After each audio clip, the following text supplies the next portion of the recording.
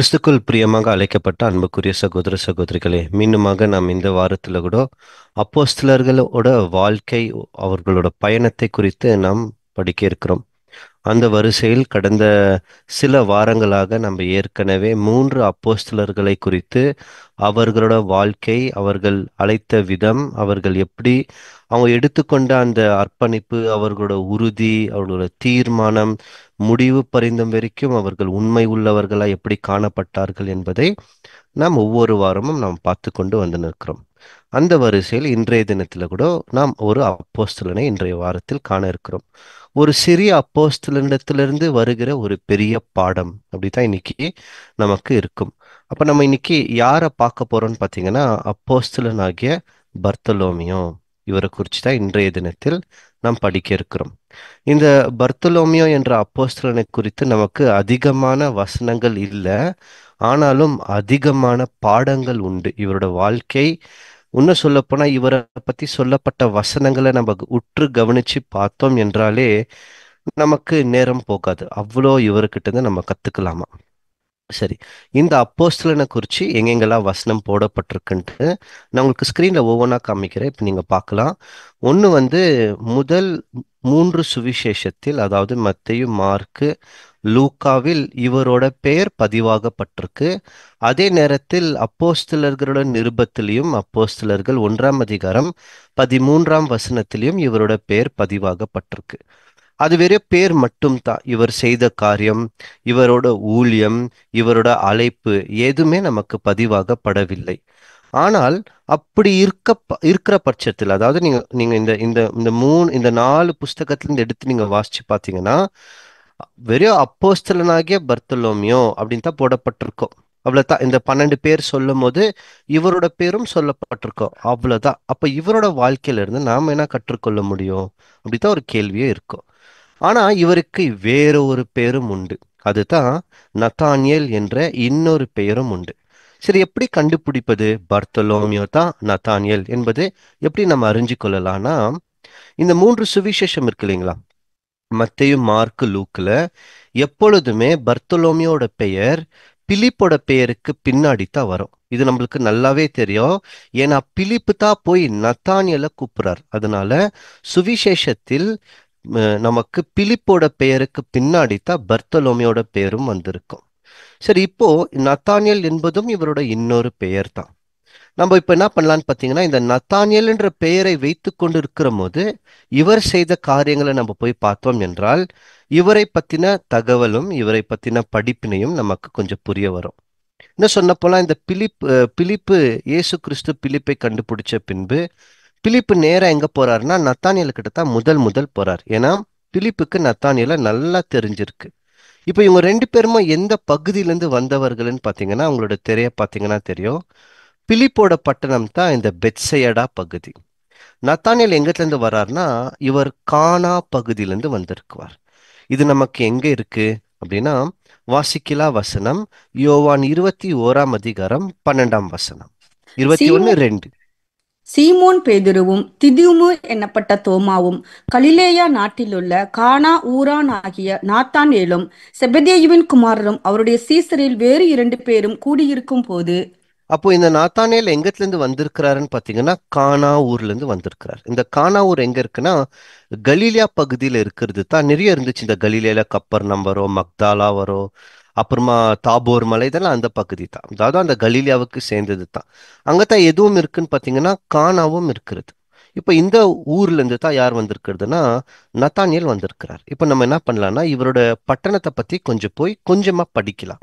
சிறிய ஒரு 2 நிமிஷம் அப்படி.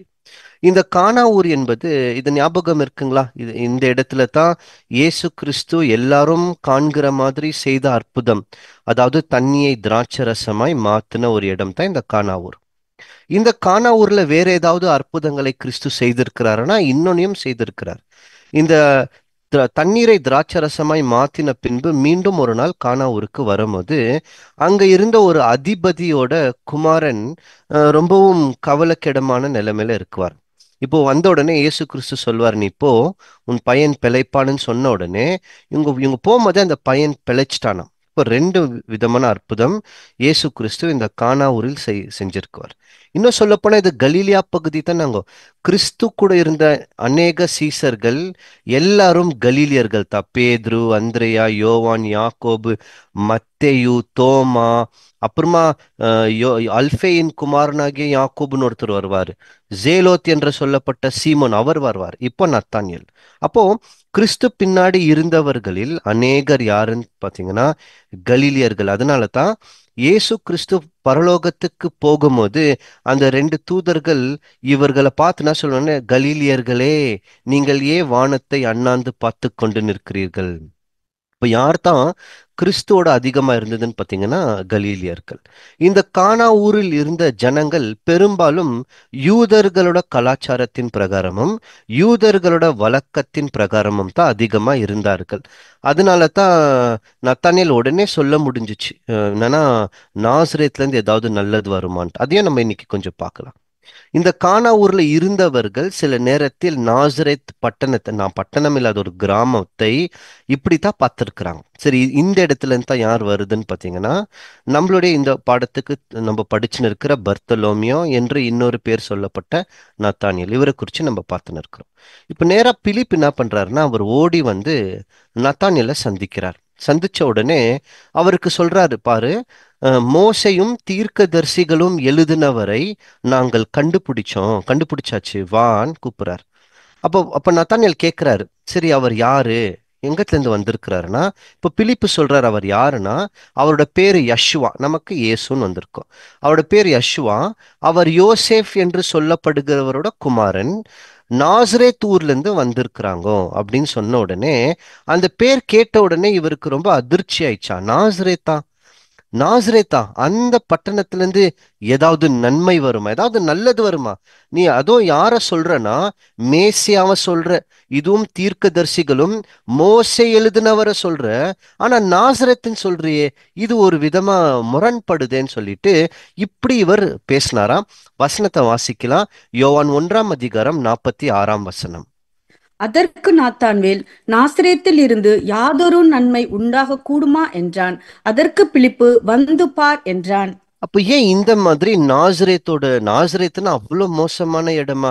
இந்த நாசரேத்ல இருந்து ஏதாவது நன்மை வருமா, நல்லது வருமான்னு கேட்கிற அளவுக்கு ஏன் இந்த நாசரேத் அவ்வளோ தாழ்த்தப்பட்ட இடமா இருந்தது அப்படின்னு நம்ம போய் போய் இதோட பின்னணி, நாசரேத்தோட பின்னணி நம்ம போய் பார்த்தோம்னு வைங்களேன். இஸ்ரேல் மக்களோட காலத்துல இருந்தே, இன்னும் சொல்ல போனா பழைய ஏற்பாட்டு காலத்துல இருந்தே நாசரேத் ஒரு ஊராகவே கருதப்படவில்லை. அதனால தான் பழைய ஏற்பாட்டுல எங்குமே நாசரத்தை குறிச்சு பேசியே இல்லை. ஒரு வசனம் கூட நாசரேத் என்று பேர் சொல்லி அழைக்கப்படாத ஒரு இடம். அப்போ இந்த இந்த கிராமம், இது ஒரு கிராமம் தான். இந்த கிராமமே எப்படி இருக்குதுன்னா யாருமே கண்டுக்காத ஒரு இடம். அந்த இடமா, அதுல அதுல ஒண்ணுமே இல்லை. அந்த இடத்துல என்ன, அந்த அந்த அந்த பேரை சொல்லி கூட எந்த பிரயோஜனம் இல்லைன்னு நினைச்சா இருக்கலாம். சரி, இப்போ இயேசு கிறிஸ்து காலத்தில் இந்த நாசரேத் எப்படி இருந்தது அப்படின்னா, முழுமையாக எல்லா ரோமர்களோட கட்டுப்பாட்டில் தான் அங்க இருந்தது. எல்லா இஸ்ரேல் தேசமும் ரோமர்கள் தான் அன்றைய தினத்தில் ஆட்சி செய்து கொண்டு வந்தார்கள். ஆனா இந்த நாசரேத்தோட இடத்துல எந்த ரோம அதிபதிகளும் இல்லையா. ஏன்னா இது ஒரு கிராமம். இந்த இடத்துல போய் யார் வாழ்வாங்க, யார் இருக்குவாங்கன்னு சொல்லிட்டு இதுல ரோமர்கள் கூட அதிகமா வந்து தன் ஆதிக்கத்தை செலுத்தாத ஒரு ஒரு இடமா. இது யாரோட ஊரா இருந்ததுன்னு பாத்தீங்கன்னா யோசேஃப் இந்த ஊரை சேர்ந்தவரா தான் இருக்கிறார்.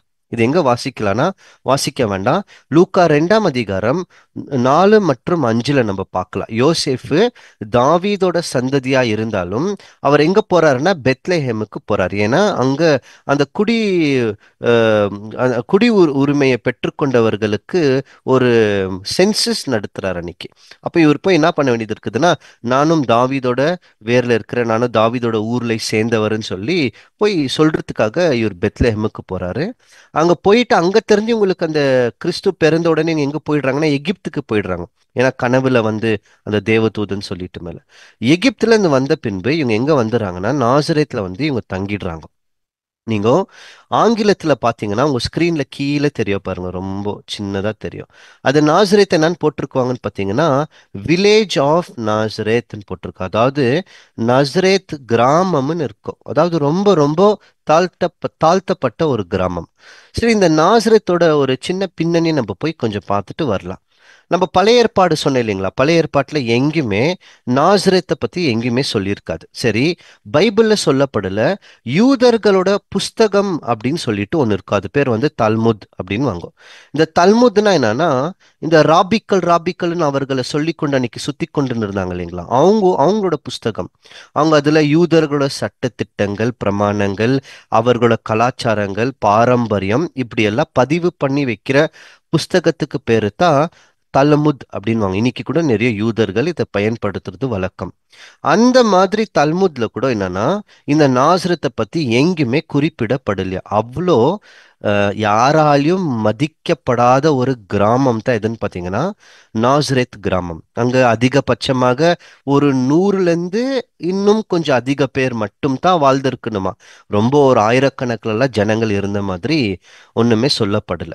அதனால தான் இப்போ சுத்தி இருக்கிற மற்ற தேசத்தார் அல்லது மற்ற கிராமங்கள், மற்ற நகரவாசிகள் இந்த நாசரத்தை எப்படி பார்த்தாங்கன்னா, அது ஒரு சின்ன கிராமம், அதுல எதுவுமே இல்லை. அங்கத்துல இருந்து போய் இஸ்ரேலை ஆளுகிற ஒரு ராஜா வர முடியுமா அப்படின்றது தான் யாரோட கேள்வின்னு பார்த்தீங்கன்னா நத்தானியலோட கேள்வி. ஆனாலும் நம்ம நத்தானியல நல்லா கவனிச்சு பார்த்தோம்னா, பிலிப்பு சொல்றாரு இல்லைங்களா, வா வந்து பாருன்னு. உடனே இவர் போயிட்டாருங்களா. இவர் எந்த விதமான தயக்கமும், எந்த விதமான அந்த அந்த நேரத்துல அந்த எதிர்ப்பை இவர் தெரிவிச்ச மாதிரி நம்மளுக்கு தெரியல. சரி, வந்து பார்க்கலாம். இந்த நாசரத்தை இன்னும் கொஞ்சம் உற்று கவனிச்சோன்னு வைங்களேன், இயேசு கிறிஸ்துவோட நண்பர்கள், எதிரிகள், விழுந்து போன தேவ தூதர்கள், அங்க இருந்த சராசரி ஜனங்கள், அப்புறமா ரோம அதிபதிகள், இயேசு கிறிஸ்து கூடவே சில நேரத்துல என்னத்தான் சொல்லியிருக்குவார்னா, அவரை குறித்து நாசரேத் நாசரேத் என்று தான் சொல்லப்பட்டிருக்கும். நீங்க எங்கன்னா நீங்க சுவிசேஷங்களை வாசிக்கும் போது நீங்க எடுத்து படிச்சு பார்த்தீங்கன்னா, உதாரணம் சொல்ற பாருங்க, மத்திய 26:71 அந்த மாதிரி நிறைய வசனங்களை நீங்க பார்த்தீங்கன்னா, இயேசு கிறிஸ்துவை நாசரேத் ஊராகிய இயேசு அப்படின்னு தான் சொல்லப்பட்டிருக்கும். ஏன் அப்படி சொன்னாங்கன்னா, அது ஒரு தாழ்த்தப்பட்ட கிராமம். அங்கத்துல இருந்து இயேசு கிறிஸ்துவை அடையாளப்படுத்தி சொன்னா கிறிஸ்துக்கு பெரும்பாலும் எந்த விதமான புகழ்ச்சி கிடைக்காது. இது ஒரு வகையா இருந்தது. இன்னும் நம்ம கவனிச்சு பார்த்தா, இந்த நாசரேத்தூர்ல இயேசு கிறிஸ்து சில ரொம்ப குறைவான அற்புதங்களை செஞ்சிருக்கிறார். அவரோட ஊழியத்தின் நாட்களின் ஆரம்பத்துல அவர் நேரா இங்க தான் வந்திருக்கிறார். நாசரேத்தூருக்கு தான் வந்து இங்க யூதர்களோட ஜெபாலயத்துக்குள்ள போய் ஏசியா தீர்க்க தரிசனத்தை எடுத்து இவர் பேசத் தொடங்குறார். இதை சொன்ன உடனே அங்க இருந்த ஜனங்கள்லாம் ரொம்ப கோபம் அடைஞ்சிட்டாங்களா. இவர் யோசேஃபின் குமாரன் அல்லவா, எப்படி எந்த ராபிக்கள் கீழே இவர் படிக்கல, இவர் எப்படி இவ்வளவு சொல்லான்னு சொல்லி கோபம் அடைஞ்ச ஜனங்கள், அவங்க சொந்த ஜனங்களே இயேசு கிறிஸ்துவ ஒரு மலை மேல இருந்து கீழே தள்ளி விட முயற்சி செஞ்சிருக்கிறாங்க. அது அந்த சம்பவம் நடந்து ஒரு ஏறக்குறைய ஒரு வருஷம் கழிச்சு திருப்பி கிறிஸ்து வராரு. திருப்பி நாசரேத்தூருக்கு வராரு. வந்து திருப்பி ஜெபாலயத்துக்குள்ள போறார். அப்போ இவங்க என்ன சொல்றாங்கன்னா, இவர் தச்சனோட மகன் அல்லவா, இவர் ஒரு தச்சன் அல்லவா அப்படின்னு சொல்லி கிறிஸ்துவ ஏற்றுக்கவே இல்லையா எங்கன்னா நாசரேத்துல. அதனால இவர் அதிகமான அற்புதங்களை இவர் செய்யல. அதுக்கப்புறமா இவரு நாசரேத்துக்கு வந்த மாதிரி நமக்கு எந்த விதமான வசன ஆதாரங்கள் இல்லை. கிறிஸ்துவை அநேக நேரத்தில் யூதர்கள் என்னத்தான் சொல்லுவாங்கன்னா, நாசரேன் நாசரேன் அல்லது நாசரேத் ஊராகிய யெஷுவான்னு சொல்லுவாங்க. இது கிறிஸ்துக்கு மட்டும் இல்ல, கிறிஸ்துவை பின்தொடர்ந்து வந்த சீசர்களுக்கும் இப்படி சொல்லுவாங்க. ஒரு தாழ்த்தப்பட்ட பெயர் அது. இது எங்க நம்ம பார்க்கலாம்னா, அப்போஸ்தலனாகிய பவுலுக்கு இதே பேர் கொடுத்திருக்குவாங்க. அப்போஸ்தலர்கள் 24 அதிகாரம் 5 வசனம் வாசிக்கலாம். என்னவென்றால், இந்த மனுஷன் கொள்ளை நோயாகவும் பூச்சக்கரத்தில் உள்ள சகல யூதர்களுக்குள்ளும் கலகம் எழுப்புகிறவனாகவும் நசரேயருடைய மத பேதகத்துக்கு முதலாளியாகவும் இருக்கிறான் என்று கண்டறிந்தோம். ஏன் இந்த மாதிரி நஸ்ரேயர்கள் அல்லது நசரீன்ஸ் அப்படின்னு சொல்லுவாங்கன்னா, இயேசு கிறிஸ்துவை பின்பற்றி போகிறவர்களை இந்த பேர் சொல்லி கூப்பிட்டாங்க. வேற எந்த பேரும் சொல்ல மாட்டாங்க. இது ரொம்ப ஒரு இழிவான ஒரு பேர். இன்னைக்கு கூட சில எபிரேய கிறிஸ்தவர்களை நாசரேயர்கள் அப்படின்று சொல்றது ஒரு வழக்கம். இது ஒரு விதத்தில் வசனத்தில் உண்மைதான்.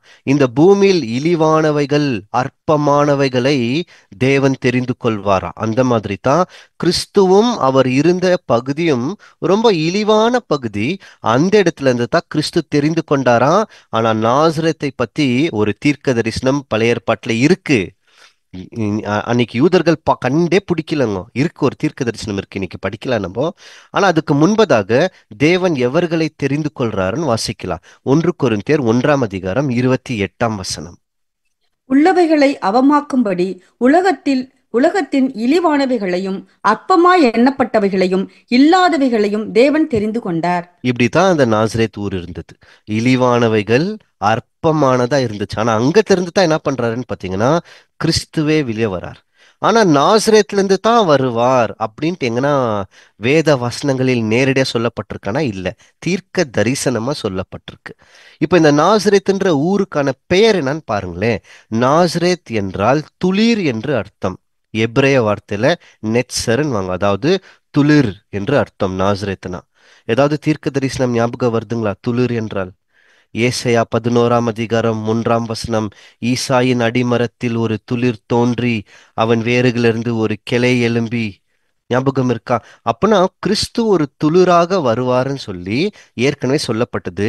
இவர் வந்த ஊர் பேரு கூட துளிர் தான். எப்படி இருக்குது பாருங்க. நாசரேத் அப்படின்னா துளிர்னு அர்த்தமா. அவர் வந்த இடமே அப்படித்தான் இருந்திருக்கு. வசனமும் அப்படித்தான் சொல்லப்பட்டிருக்கு. சரி, ஏன் நத்தானியேல் நம்பல? ஏன் நத்தானியேலும் சரி, மற்ற யூத மக்களும் இயேசு கிறிஸ்து மேசியா நாசரேத்ல இருந்து வருவார்னா ஏன் யாருமே நம்பலன்னா, மீகா 5:2 அதுக்கு ஒரு காரணம்.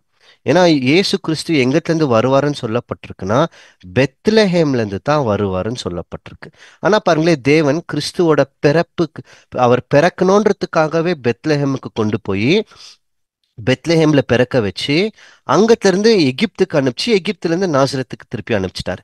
இப்போ இஸ்ரேல் மக்கள் என்ன எதிர்பார்த்துருக்கிறாங்கன்னா, கிறிஸ்துன்ற ஒருத்தர், மேசியான்ற ஒருத்தர் பெத்லஹேம்ல பிறந்து பெத்லஹேம்ல வளர்ந்து, ஏன்னா தாவீதின் ஊராச்சே, தாவீதோட வீடு இல்லைங்களா அது. தாவீதோட வீடுனா தாவீதோட வேறுனா அங்கத்துல இருந்து தான் வரணும். அப்போ பெத்லஹேம்ல வளர்ந்து பெத்லஹேம்ல இருந்து வரணும். அப்போ பெத்லஹேம் ஊராகிய யஷுவான்னு சொல்லியிருந்தா ஏத்துந்துக்குவாங்க. ஆனா தேவன் இதை இப்படி செய்யல. ஏன் செய்யலன்னா, இஸ்ரேல் மக்கள் ஏத்துக்கொண்டார்கள் என்றால் கிறிஸ்துவை, நல்லா கவனிங்க, இப்படி தேவன் செஞ்சிருக்கலாம் இல்லைங்களா? நாசரேத்ல வர வைக்கிற கிறிஸ்துவை பெத்லஹேம்ல தங்க வச்சு பெத்லஹேம்ல வர வச்சிருக்கலாம் இல்லையா? இது கடினமானா? கடினம் அல்ல. ஆனா ஏன் தேவன் அதை செய்யலன்னா அதுக்கு ஒரு காரணம் உண்டு. இஸ்ரேல் மக்களுக்கு நேரடியாக இயேசு கிறிஸ்து தான் மேசியா என்று கண்டுபிடிச்சிட்டாங்கன்னா அவங்க உடனே அங்கீகரிச்சிடுவாங்க. அவங்க உடனே அங்கீகரிச்சிட்டாங்கன்னா தேவன் அவர்களோட பாவங்களை மன்னிக்க வேண்டும். மன்னிச்சிட்டா அது நல்லது தானே? ஆமா, நல்லது தான். மன்னிச்சிட்டா அவர்களும் மன்னிப்பு பெற்றுக்கொண்டு கிறிஸ்து இருக்கிற வரைக்கும் கீழ்ப்பட்டு கேட்குவாங்க. அப்புறமா கிறிஸ்து போன பின்பும் பழைய வாழ்க்கைக்கு திரும்பி விடுவார்கள். திருப்பி தேவன் இன்னும் எவ்வளவு வாட்டி கிறிஸ்து அனுப்ப முடியும்? இதுதான் பழைய ஏற்பாட்டுல ஒவ்வொரு தடவையும் இஸ்ரேல் மக்களோட வாழ்க்கையில் நடந்தது. ஒரு ராஜா அல்லது அதுக்கு முன்னாடி நியாயாதிபதி வருவாரு. அவங்க இருக்கிற வரைக்கும் அவங்க திருந்தி வாழ்வாங்கோ. அவர் செத்து போன பின்பு பழைய வாழ்க்கைக்கு திரும்பி விடுவார்கள். இப்ப தேவன் என்ன பண்ணிட்டாருன்னா அந்த மாதிரி கொடுக்கவே இல்லை. ஒரு பக்கம் அவங்களோட மனசை கடினம் படுத்திட்டார். தீர்க்க தரிசனங்களை பார்க்காத அளவுக்கு ஒன்னும் இல்லை, புரிஞ்சிருந்தாங்கன்னு வைங்களேன், அவங்க ஒன்னும் போய் இயேசு கிறிஸ்து எங்க பிறந்தாருன்னு விசாரிச்சு கிறிஸ்து பெத்லஹேம்ல தான் பிறந்தாரு, அதனால இவர் தான் மேசியான்னு கண்டுபிடிச்சிருந்தாங்கன்னா இவங்க சுத்தமான இருதயத்துல தேடுனாங்க, அதனால கிறிஸ்துவ ஏத்துக்குனாங்கன்னு அர்த்தம். தேவனத்தை விடவே இல்லை. ஒருவேளை கண்கள் திறக்கப்பட்டுச்சுன்னா இன்னைக்கு நமக்கு வாய்ப்பு வந்திருக்காது. தேவனத்தை விடல. அதனால்தான் உவமைகளாக நான் பேசுவேன். ஏன்னா இவர்கள் கண்ணால் கண்டும் காணாமலும் காதால் கேட்டும் கேளாதபடி உணர்வில்லாத இருதயமா இருக்கணும். ஏன்னா இவங்க திருந்திட்டாங்கன்னா இவங்களுக்கு நான் என்ன கொடுக்கணும்னு சொல்றாருன்னு பாத்தீங்கன்னா, இவங்களை நான் மன்னிக்கணும், மருந்து கொடுக்கணும்ன்றார். அதனால விடவே இல்லை. அந்த மாதிரி தேவன் தீர்க்க தரிசனங்களை செஞ்சு வச்சிருக்கிறார். சரி, இப்போ பிலிப்பு சொன்ன உடனே நத்தானியல் கவனிச்சு பாத்தீங்களா? நத்தானியல் அந்த இடத்துல சொல்லியிருக்கலாம், என்ன பிலிப்பு நீ போயிட்டு நாசரேத்துன்னு சொல்ற, நான்லாம் வரமாட்ட போ, நீ வேற யாரையோ சொல்றேன்ட்டு விட்டுட்டு இருக்கலாம். ஏன் போனாரு? பிலிப்பு கூப்பிட்ட உடனே இவர் போவதற்கு என்ன காரணம்? சொல்லுவோம். பிலிப்பு வந்து நண்பன் அதனால போனாருன்னு. அப்படி எடுத்துக்கினா கூட இவர் சொல்லியிருக்கலாமே, பிலிப்பு நீ போயிருக்கிற இடமே தப்பு. இன்னைக்கு கூட நிறைய பேர் நமக்கு சொல்லுவாங்க, நம்ம பைபிள் ஸ்டடியை நல்லா புரிஞ்சு கொண்ட உடனே நீ போயிருக்கிற இடம் தப்பு. அப்போ நத்தானியேல் சொல்லியிருக்கலாம் பிலிப்புக்கு, வேண்டா பிலிப்பு நீ போவாத, நீ போயிருக்கிற இடம் தப்புன்னு சொல்லியிருக்கலாம். ஆனா ஏன் போனாருன்னா, பிலிப்பு சொன்ன ஒரு வார்த்தை. பிலிப்பு என்ன சொல்றாருன்னா, மோசையும் தீர்க்கதரிசிகளும் எழுதினவரை கண்டுபிடித்தோம். அப்ப நத்தானியேலுக்கு என்னன்னா, மோசே கிறிஸ்துவ பத்தி என்ன சொல்லியிருக்கிறார் தெரியுது. அப்புறமா தீர்க்கதரிசிகள் கிறிஸ்துவ பத்தி என்ன சொல்லியிருக்கிறார் அது தெரியுது. அது மட்டுமல்ல, பிலிப்புக்கும் தெரியும் என்ற விஷயம் நத்தானியேலுக்கும் தெரியுது. நான் சொல்றது புரியுதுங்களா? பிலிப்புக்கும் நத்தானியேலுக்கும் ரெண்டு பேருக்குமே மேசியாவை பத்தி மோசேஸ் என்ன எழுதினார் நல்லா தெரியுது. அப்புறமா தீர்க்கதரிசிகள் என்ன எழுதினாங்க நல்லா தெரியுது. அதனால தான் பிலிப்பு கூப்பிட்ட உடனே நத்தானியேல் புரிஞ்சுக்கினார், ஆமா பிலிப்பு சும்மாலாம் கூப்பிடல, வேத வசனங்களின் அடிப்படை கொண்டு என்னை கூப்பிட்டு இருக்கிறார், சும்மா வாய்ப்போக்காலாம் கூப்பிடல. அதனால தான் பிலிப்பு சும்மா போய் சொல்ல வா நம்ம மேசியாவை கண்டுபிடிச்சிட்டோம்னா இல்ல, வசனத்தின் பிரகாரம் பேசுறாரு இருக்கு. இந்த வசனத்தில் சொன்ன மாதிரி இவரை நாம் கண்டுபிடித்தோம்னு சொன்ன உடனே அந்த தூண்டுதல் நிமித்தமாகத்தான் நத்தானியேல் இப்போ பின்தொடர்ந்து யாரை பார்க்க போறாருன்னா கிறிஸ்துவ பார்க்க போறார். இப்ப நேரா கிறிஸ்து முன்னாடி வந்த உடனே இப்போ கிறிஸ்து நத்தானியேலை பார்த்து சில வார்த்தைகளை சொல்றாருங்க. இந்த வார்த்தைகள்ல நமக்கு மிக மிக பெரிய பெரிய பாடங்கள் உண்டு. ஏன்னா அவர் என்ன சொல்வாருன்னு பாத்தீங்கன்னா, பிலிப்பு நேரா நத்தானியேல் நேரா கிறிஸ்து முன்னாடி வந்து நிக்குவார். வந்த உடனே கிறிஸ்து நத்தானியேலை பார்த்து இதோ கபடற்ற உத்தம இஸ்ரேலன் என்று சொன்னாரா. அதாவது பிலிப் எப்படி இருந்தார்னா கபடற்ற இருதயமா இருந்ததா, உத்தமம் உள்ள இஸ்ரேலனா இருந்தாராம். இந்த மாதிரி ஒரு நற்சாட்சியை கிறிஸ்துவை சந்திச்ச உடனே கிடைக்கிற ஒரு நபர் யாருன்னு பாத்தீங்கன்னா நத்தானியேலா மட்டும் தான் இருக்கிறதுக்கு வாய்ப்பு. வசனத்தை வாசிக்கலாம். யோவான் 1:47. இயேசு நாத்தான்வேலை தம்மிடத்தில் வரக்கண்டு அவனை குறித்து, இதோ கபடற்ற உத்தம இஸ்ரவேலன் என்றார். இது இது இந்த இந்த வசனத்துக்கான அர்த்தம் என்ன? கபடற்ற உத்தம இஸ்ரேலன் அப்படின்னா என்ன அர்த்தம்? அது நம்ம அநேக நேரத்துல இஸ்ரவேல் இஸ்ரவேல்னு படிக்குவோம். பார்க்க போனா அது இஸ்ரவேல் கிடையாது. நம்மளுக்கு இன்னைக்கு மொழிபெயர்ப்பு பண்ணவர்கள் எல்லாம் வேல் வேலுன்னு போட்டுட்டாங்க. அது ஏலுன்னு வரணும். ஏல் என்றால் தேவன் என்று அர்த்தம். சரி, ஏன் இவரை வந்து கபடற்ற உத்தம இஸ்ரேலன் அப்படின்னு சொல்லணும்? இந்த இந்த வார்த்தைக்கான அர்த்தம் என்னன்னு பார்த்தீங்கன்னா, நான் இது உங்களுக்கு ஆங்கிலத்துல சொல்லிட்டு இது கூட விளக்கத்துக்கு நம்ம போலாம். கபடற்ற என்றால் என்னன்னு பார்த்தீங்கன்னா, அவர் மனசில் எந்த விதமான வஞ்சனையும் இல்லை என்று அர்த்தம். அதுக்கு தான் கபடற்ற என்று சொல்லப்பட்டிருக்கும். அப்புறமா உத்தம இஸ்ரேலன் பார்த்தீங்கன்னா, இவருக்கு இன்டெகிரிட்டினா இவர் முழு மனசோட தேவனை தேடுகிறவரா இருந்தாராம். இஸ்ரேலர்கள் மத்தியிலேயே இந்த மாதிரி ஒரு நபர் இவரா இருந்தாராம். எப்படி? அதாவது இஸ்ரேலர்கள் கிறிஸ்துவை தேடுகிறவர்களா இருக்கணும். அந்த தேடுகிறவர் இருதயமா நத்தானியேல் இருந்தாராம். இத இன்னும் கொஞ்சம் புரிஞ்சுக்கணும்னா பாருங்க, இந்த படத்தை பார்த்தீங்கன்னா நீங்க புரிஞ்சுக்குவீங்க. இவரோட இருதயம், அதாவது இவரோட சிந்தனை, இருதயம்னா நம்மளோட இருதயம் அல்ல, மனுஷனோட சிந்தனை தான். அந்த சிந்தனையில் எந்த விதமான மாய்மாலம் இல்லை, வஞ்சனை இல்லை. மாய்மாலம்னா புரியுது இல்லைங்களா? வெளியே ஒரு வேடம், உள்ள ஒரு வேஷம். அதனால்தான் மாய வேடக்காரர்கள் போல் நீங்கள் ஜெபம் செய்யாதீர்கள் அப்படின்னு சொல்லப்பட்டிருக்கோம். வெளியே ஒரு வேஷம் போடுவாங்க, உள்ள ஒரு வேஷம் போட்டிருக்குவாங்க. இவரோட இருதயம் எப்படி இருக்குதுன்னா, இருதயத்தின் விருத்த சேதனம் பண்ணியிருக்கிறார். ரொம்ப சுத்தமான இருதயமா இருக்கான். இது வேற சில பைபிள், அதாவது சிரியா பாஷை பைபிள்ல இது எப்படி போட்டிருக்கிறாங்கன்னா, கபடற்ற உத்தம இஸ்ரேலன் இந்த வார்த்தைக்கு எப்படி போட்டிருக்கிறாங்கன்னா, நான் ஆங்கிலத்துல சொல்லிட்டு நான் உங்களுக்கு தமிழ்ல சொல்றேன். ட்ரூ சன் ஆஃப் ஜேக்கப்னு போட்டிருக்கிறாங்கண்ணா. அதாவது யாக்கோபோட சந்ததியில் இருக்கிற உண்மையான மகன் அப்படின்னு வந்திருக்கான் இவருக்கு பேரு. ஏன்னா இவருக்குள் கிறிஸ்து என்ன பார்த்திருக்கிறாருன்னா, நேர்மையை பார்த்தாராம். யாரு? நத்தானியேல் கிட்ட. இவரு அதோ என்ன சொல்றாருன்னா பெர்ஃபெக்ட் இஸ்ரேல் அப்படின்றாரு. அதாவது இஸ்ரேலர்கள்னா எப்படி இருக்கணும், அதுக்கு நத்தானியேல் ஒரு சாட்சின்றாராம். இப்படி யாருன்னா வாங்கியிருக்கிறாங்களா பாருங்க. எனக்கு தெரிஞ்சு தெரியல. நத்தானியேலை கண்ட உடனே இந்த மாதிரி ஒரு சாட்சியை கிறிஸ்துவே நத்தானியேலுக்கு கொடுக்கிறாருன்னா, நத்தானியேல் கிறிஸ்துவை சந்திக்கிறதுக்கு முன்னாடி அவரோட வாழ்க்கை எப்படி வாழ்ந்திருக்க வேண்டும், இதெல்லாமே தான் இன்னைக்கு நமக்கு பாடமா. எப்படி வாழ்ந்திருந்தால் கண்ட உடனே கிறிஸ்து இந்த மாதிரி சாட்சி கொடுக்க முடியும், ரொம்ப பர்ஃபெக்டா இருந்திருக்கிறாரா? யாருன்னா நத்தானியல். இத கேள்விப்பட்ட உடனே நத்தானியல் வந்து எந்த பெருமையும் சொல்ல. பாத்தியா, பக்கத்துல பிலிப்பு நிக்கிறாரு, பிலிப்பு கேட்டுக்கோ, நீ என்ன சொன்ன பார், கேட்டுக்கோ, நான் எப்படி இருக்கிற பார், என் வாழ்க்கைய பத்தி எப்படி சொல்றார் பார், கபடற்ற உத்தம இஸ்ரேல், என்ன மாதிரிலாம் யாருமே இல்லைன்னு சொல்லி பெருமை பாராட்ட போகல நத்தானியல். ஆனா அதுக்கு பதிலாக ரொம்ப தாழ்மையா ஒரு கேள்வி கேட்கிறார். ஆண்டவரே, என்னை பத்தி உங்களுக்கு எப்படி தெரியும்? எப்படி உங்களுக்கு என்னை பத்தி தெரியும்? இப்படி சொல்றீங்களே, என்னை பத்தி உங்களுக்கு எப்படி தெரியும் அப்படின்னு சொல்லி ரொம்ப தாழ்மையா கேட்டாரா. கேட்ட உடனே இயேசு கிறிஸ்து ஒரு பதில் கொடுக்கிறார். யோவான் 1:48. அதற்கு நாத்தான்வேல், நீர் என்னை எப்படி அறிவீர் என்றான். இயேசு அவனை நோக்கி, பிலிப்பு உன்னை அழைக்கிறதற்கு முன்னே நீ அத்திமரத்தின் கீழ் இருக்கும்போது உன்னை கண்டேன் என்றார். அப்போ ஏற்கனவே பிலிப்பு போய் நத்தானியலை கூப்பிடுறதுக்கு முன்னாடி நத்தானியல் எங்க இருந்திருக்கிறார்னா அத்திமரத்து கீழே உட்கார்ந்து இருக்கிறாராம். சரி, இதெல்லாம் என்ன பேசின்னுக்கிறாங்க பாருங்க. இன்னைக்கு நமக்கு புரியாத மாதிரி இருக்கோ. நத்தானியலுக்கு கிறிஸ்து என்ன பேசுறாருன்னு புரியுது, கிறிஸ்து நத்தானியலுக்கிட்ட என்ன சொல்ல வராருன்னு அவங்க ரெண்டு பேருக்கு நல்லா தெரியுது. இது எப்படின்னா ஒரு ரகசியமா இவங்க ரெண்டு பேரும் மறைமுகமா பேசின்னு வந்துருக்கிறாங்க. ஆனா மூணாவதா இருக்கிற நமக்கு தான் என்ன இவங்க பேசுறாங்கன்னு புரியாத மாதிரி இருக்கும். இப்போ நம்ம போய் கொஞ்சம் அங்க அத்திமரத்தை குறிச்சு கொஞ்சம் பார்க்கலாம். இதை வந்து இந்த அத்திமரத்து கீழே இவர் உட்கார்ந்து இருக்கிறார் அப்படின்னு சொல்ற இந்த காரியத்தை சில கிறிஸ்தவர்கள் இன்னைக்கு எப்படியும் சொல்றது உண்டுனா, அத்திமரத்துக்கு கீழே அன்றைய தினத்தில் அன்றைய காலத்தில் உட்காந்துக்குன்னு இவர்களோட தோரா இருக்குது பாருங்க, நியாயப்பிரமாணம், அப்புறமா தீர்க்கதரிசிகளின் ஆகமத்தை படிக்கிறது வழக்கம் அப்படின்னு சொல்லுவாங்க. ஆனா அது அது சரியா வரல. ஏன் சரியா வரலன்னா, இந்த நியாயப்பிரமாணம் தோரா இருக்குது இல்லைங்களா, மோசே எழுதுன 5 ஆகமங்கள், அதெல்லாம் ஒரு சராசரி மனுஷனோட கையில வர்றதுக்கு சாத்தியமே இல்லை. ஏன்னா அது பரிசுத்தம். அந்த பரிசுத்தமான வார்த்தைகளை எப்பவுமே யூதர்களோட ஜெப ஆலயத்துல மட்டும் தான் வைத்துக் கொள்வார்கள். அது சராசரி மனிதரோட கையில எல்லாம் கொடுக்கவே மாட்டாங்க. அது மட்டுமல்ல, அதை எழுதுறதுக்கு ரொம்ப பிரயாசப்படணும். அது ரொம்ப விலை உயர்ந்ததா இருக்குன்னா தோல்ல எழுதுவாங்க, அது எல்லாமே ரொம்ப கஷ்டம். அதனால மனிதர்களோட கையில வராது.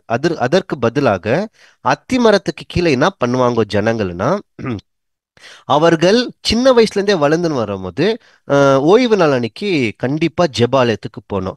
அங்க சில வசனங்கள்னா நமக்கு இன்னைக்கு வசனங்கள்ன்றோம், அவர்களுக்கு தீர்க்கதரிசிகளின் ஆகமம், மோசேயின் ஆகமம் எல்லாம் படிக்குவாங்க. அப்போ படிக்கும் போது இவங்க என்ன பண்ணுவாங்கன்னா மனப்பாடம் பண்ணிக்குவாங்க. ஏன்னா இது உபாகமம் 6 அதிகாரத்தில் சொல்லப்பட்டிருக்கோம், உங்களோட பிள்ளைகளுக்கு நீங்க சொல்லி கொடுத்தே வளர்த்துவாங்கன்னு நல்லா மனப்பாடம் பண்ணிடுவாங்க. அதனால அத்திமரத்து கீழே உட்காந்துக்குன்னு அவங்க மனப்பாடம் பண்ணதை இவர்கள் மீண்டும் தியானிப்பார்கள், மீண்டும் மற்றவர்களுக்கு சொல்லிக் கொடுப்பார்கள். அப்போ அந்த மாதிரி மனசுக்குள்ள இருக்க இவங்களுக்கு தேவனோட வசனங்கள் சில சில இடத்துல எழுதி வச்சிருக்குவாங்க. இந்த ஷெமா அப்படின்னு சொல்லப்பட்டிருக்கோம் உபாகமம் 6 அதிகாரத்துல, இஸ்ரேலே கேள், உன் தேவனாகிய கர்த்தர் ஒருவரே, அதான் ஷெமா அப்படின்வாங்க. அந்த மாதிரி சில ஜெபங்கள் எல்லாம் என்ன பண்ணிருக்காங்கன்னா எழுதி வச்சிருக்குவாங்க. அந்த மாதிரி அத்திமரத்து கீழே நத்தானியல் உட்காந்துக்குன்னு இவர் என்ன செஞ்சிருக்கணும்னா தேவனோட வசனங்களை சிந்திச்சு கொண்டிருந்திருக்கணும். அவர் என்ன சிந்திச்சிருக்குவாரு? இருக்கு, வசனம் இருக்கு, க்ளூ கொடுக்கிறார். அவர் என்னவோ அத்திமரத்து கீழே உட்காந்துக்கு என்னவோ யோசிச்சிருக்கிறாரு. ஏதோ வசனங்களை இவர் மீண்டும் நினைவில் எடுத்துன்னு வந்து அதை தியானிச்சு இருந்திருக்கணும். அதனால கிறிஸ்து சொல்றாரு, நீ அத்திமரத்து கீழே, யாரு உன்னை பிலிப்பு வந்து கூப்பிடுறதுக்கு முன்னாடியே நீ அத்திமரத்துக்கு கீழே இருந்த, அப்போ நான் உன்னை பார்த்தேன்றாரு. சரி, இத சொன்ன உடனே நத்தானியேல் என்ன பண்றாருன்னா ஒரு பதில் கொடுக்கிறார் கிறிஸ்து கிட்ட. அந்த பதில்ல நம்ம போனோம்னா இவர் அத்திமரத்துக்கு கீழே உக்கானுக்கு என்ன சிந்திச்சு கொண்டு இருந்தார் என்பதை நாம் புரிஞ்சு கொள்ள முடியும். என்ன பதில் கொடுக்கிறாருன்னா பாருங்க, கிறிஸ்துவ சொன்ன உடனே இவர் உடனுக்குடனடியா ராபி, கிறிஸ்துவ பார்த்து ராபின்னு ஏத்துக்கிறார். நீர் தேவனுடைய குமாரன், நீர் இஸ்ரேலின் ராஜா என்றாராம். எப்படிங்க சொல்ல முடியும்? இப்பதான் முதல் முதல் இயேசு கிறிஸ்துவை இவர் சந்திக்க வரார். சந்திக்க வந்த உடனே, அவரை பார்த்த உடனே, நீர்த்தா தேவனோட குமாரன், நீர்த்தா இஸ்ரேலின் ராஜான்னு சொல்லிட்டு உடனே எப்படி சொல்ல முடியும்? எப்படி உடனே சொல்ல முடியும்? ஏதாவது ஒண்ணு இருக்கணும் இல்லைங்களா? அதற்கு பின்னணி யாருன்னா சொல்லி கொடுத்துருக்கணும். இவருக்கு யாரோ சொல்லி கொடுத்த மாதிரி இல்ல. மோசே எழுதினவரை கண்டுபிடிச்சோன்னு மட்டும் தான் பிலிப்பு வந்து சொல்றாரு. அப்போ இவர் எப்படி இந்த ஸ்டேட்மெண்ட், இந்த பதிலை கொடுக்க முடியும்? ஒன்னும் இல்லை, இவர் படிச்சிருக்கிறார். என்ன படிச்சிருக்கணும்னா, மேசியா ஒருத்தர் வருவாரு, அந்த மேசியா தேவனோட குமாரன், அவர் தான் இஸ்ரேலை ஆள போகிற ராஜா. இன்னும் சொல்ல போனா இன்னைக்கு நம்ம இயேசு கிறிஸ்துவ தேவனோட குமாரன் நம்ம சொல்றோம் இல்லைங்களா? கிறிஸ்து கிட்ட இருந்த முதல் முதல் சீசன், அறிக்கையிட்ட சீசன் யாருன்னா நத்தானியேல் தான். உனக்கு கிறிஸ்து தன்னை குறிச்சு சொல்ல அன்னைக்கு இப்ப எல்லாரோட உட்கார்ந்து இருக்கும்போது கேட்கிறாரு, நான் யார் என்று சொல்லுகிறார்கள்னு சொன்ன உடனே நம்மளுக்கு தெரியும் பேதுரு எந்திரிச்சு சொன்னாருன்னு. ஆனா பேதுருலாம் சொல்வதற்கு முன்பதாகவே நத்தானியேல் பேசியிருக்கிறார். என்ன சொல்லியிருக்கிறார்னா, நீர்தா தேவனோட குமாரன், இஸ்ரேலோட ராஜா என்று இவருக்கு எப்படி தெரியும்? இவர் படிச்சிருக்கிறார். அப்போ அத்திமரத்துக்கு கீழே உட்காந்துக்குன்னு இவர் எதை யோசிச்சிருக்கணும்? இதை தான் யோசிச்சிருக்கணும். எது? மேசியா யாரு? தேவனோட குமாரன். மேசியா யாரு? இஸ்ரேலோட ராஜா. இப்ப மேசியாவை கண்டுபிடிச்ச உடனே உடனே சொல்றாரு பாருங்க. அதனால தான் கிறிஸ்து இவருக்கு என்ன சொன்னார்னா, நீ கபடற்ற உத்தம இஸ்ரேலன், உன் மனசுல எந்த விதமான வஞ்சனையும் இல்லை, நீ சுத்தமான இருதயத்தோட என்னை தேடி நிறுந்த, உன்னை நான் பார்த்துட்டேன். இப்ப சொன்ன உடனே பதில் கொடுக்கிறார், நீங்க யார் என்பது சொன்னாராம். இதெல்லாம் எங்க இருக்குன்னு பாத்தீங்கன்னா பாருங்க, உங்க ஸ்கிரீன்ல பாத்தீங்கன்னா சில வசனங்கள் மட்டும் போடப்பட்டிருக்கு. இயேசு கிறிஸ்து தேவனோட குமாரன் என்று பழைய ஏற்பாட்டில் சொல்லப்பட்ட வசனங்கள். அப்புறமா இயேசு கிறிஸ்து இஸ்ரேலை ஆள போகிற ராஜா என்று சொல்லப்பட்ட வசனங்கள். உங்களுக்கு பின்னாடி இது பிடிஎஃப் ஆக வரும்போது இதை நீங்க தியானிச்சு பார்க்கலாம். அப்போ நத்தானியேல் அத்தி மரத்துக்கு கீழே உட்காந்துக்குன்னு என்ன பண்ணியிருக்கணும்னா, இந்த வசனங்களை எல்லாம் நினைவு கூர்ந்திருக்கணும். மேசியா வராரு, அவர் யாரு? அவர் தேவனுடைய குமாரன், அவர் தான் இஸ்ரேல ஆள போற ராஜா. சரி, எங்கத்துல இருந்து வருவார், எப்போ வருவாரு, எப்படி கண்டுபிடிக்கலான்னு யோசிச்சுன்னு இருக்கும் போது தான் பிலிப்பு வரார். பிலிப்பு வந்து சொல்றாரு, வா வா கண்டுபிடிச்சிட்ட உடனே எங்கன்னு கேட்கிறார்.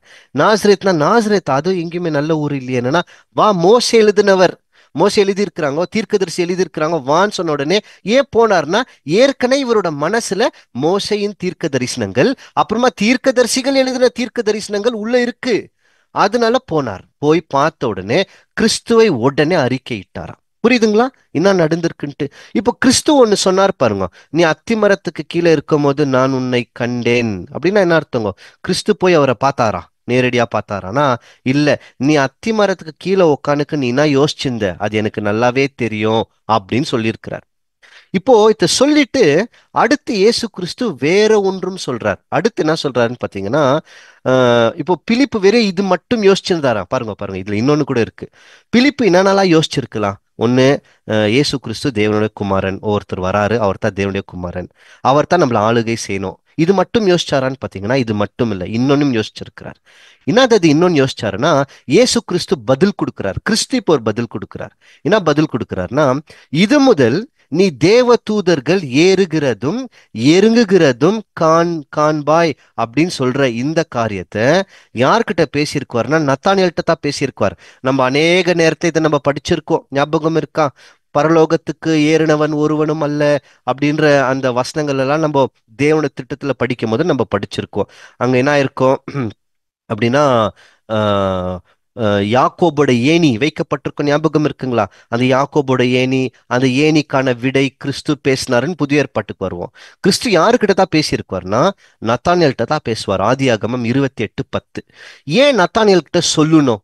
இது முதல் தேவ தூதர்கள் ஏறுகிறதும் இறங்குகிறதும் நீ காண்பாயின்னு சொல்லி ஏன் நத்தானியேல்கிட்ட சொல்லணும்னா, ஒன்னும் இல்லை, நத்தானியேல் யோசிச்சு கொண்டு நின்ற பல விஷயங்களில் இதோ யோசிச்சிருக்கிறார். அந்த ஆதியாகமத்தில் சொல்லப்பட்ட தீர்க்க தரிசனம் என்னவா இருந்திருக்கோ கிறிஸ்து விடை கொடுக்கிறார். நான் தான் அந்த ஏனின்றாராம். நத்தானியேல் பார்த்தாரனா? பார்க்கிறார். எங்கன்னா இயேசு கிறிஸ்து உயிர் தெழுந்து போகும்போது அந்த தரிசனத்தோட ஆரம்ப பகுதியை இவர் பார்க்கிறார். ஏன்னா அவர் தான் பரலோகத்துக்கு முதல் ஏறி போறார். நீ காண்பாயின்னு சொன்னாரு, கொஞ்சமா இவர் பார்த்தார். அப்போ அந்த மாதிரி நமக்கு என்னன்னு பார்த்தீங்கன்னா இவ்வளவுதான் முடிஞ்சிச்சு. நத்தானியலை குறித்து, நத்தானியல் என்ற பர்த்தலோமிய குறித்து இவ்வளோ காரியங்கள் மட்டும் தான் இருக்குது. ரொம்ப குறைவான விஷயங்கள் இவங்க சந்திக்கும் போது கிறிஸ்து இவரை குறித்து கொடுக்கிற சாட்சி மற்றும் இவர் கிறிஸ்துக்கு கொடுக்கிற பதில்கள், மீண்டும் கிறிஸ்து இவருக்கு கொடுக்கிற பதில், அவ்வளவுதான். அப்போ இதுல இந்த சில 3 வசனங்களில் நம்ம பர்த்தலோமியோ என்ற நத்தானியலை நாம் எப்படி புரிந்து கொள்வது, இதுல நமக்கு என்ன பாடம் அப்படின்ட்டு நம்ம கொஞ்சம் சிந்திச்சு பார்த்தா, முதல் எங்கத்திலிருந்து தொடங்கலான்னு பார்த்தீங்கன்னா இவரோட பேர்ல இருந்து தொடங்கலாங்க. இவரோட பேர் இருக்குது பாருங்க, பெயர். அந்த பெயர்ல இருந்து பார்க்கலாம். இப்போ பர்த்தலோமியோ என்றால் என்ன அர்த்தம் அப்படின்னா, பார் என்றால் குமாரன் என்ற அர்த்தம். இதெல்லாம் நம்ம ஏற்கனவே பார்த்திருக்கிறோம். நம்ம பார்னா நமக்கு குமாரன் அர்த்தம், அராமிக் பாஷையில். அப்புறமா தோலமாய் அப்படின்ற எபிரேய வார்த்தை என்னன்னு பார்த்தீங்கன்னா, இந்த நிலத்தை உழுவாங்க தெரியுங்களா? நிலத்தை இந்த விவசாயம் பண்றதுக்கு நிலத்தை உழுது அதுக்கப்புறமா அதுல விதை விதைக்குவாங்க இல்லைங்களா? அதுக்கு பேர் தான் என்னன்னு பார்த்தீங்கன்னா தோலமாயின்னு அர்த்தம். என்ன பேர் கொடுக்குறாங்கன்னா, இவரோட பேரு பார்த்தோலோமியோனா இந்த உழுகிறவரோட குமாரன் என்று அர்த்தம். அதான் இந்த பேருக்கான அர்த்தம். சன் ஆஃப் ஃபரோஸ் அப்படின்னு அர்த்தம். உழுகிறவரோட குமாரன். சரி, இந்த பேரை பார்த்து இந்த பேர்ல நமக்கு என்ன இருக்கு? பேர்ல எதனா ஒரு அர்த்தம் இருக்கானா? பேர்ல அர்த்தம் இருக்கு. தேவன் சும்மா யாருக்கும் பேர் கொடுக்க மாட்டாரு. பேர்லயே நமக்கு பாடங்கள் உண்டு. அதுக்கு ஆதாரம் இருக்கானா? ஆதாரம் உண்டு. உதாரணம் சொல்ற பாருங்களே, ஏசாயா 9 6 இயேசு கிறிஸ்துவோட பற்பல நாமங்கள் சொல்லப்பட்டிருக்கும். அவரோட நாமம் ஆலோசனை கர்த்தா, அப்புறமா நித்திய பிதா, சமாதான பிரபு அப்படின்லாம் பேசப்பட்டிருக்கோம். வல்லமை உள்ள தேவன்ட்டெல்லாம்.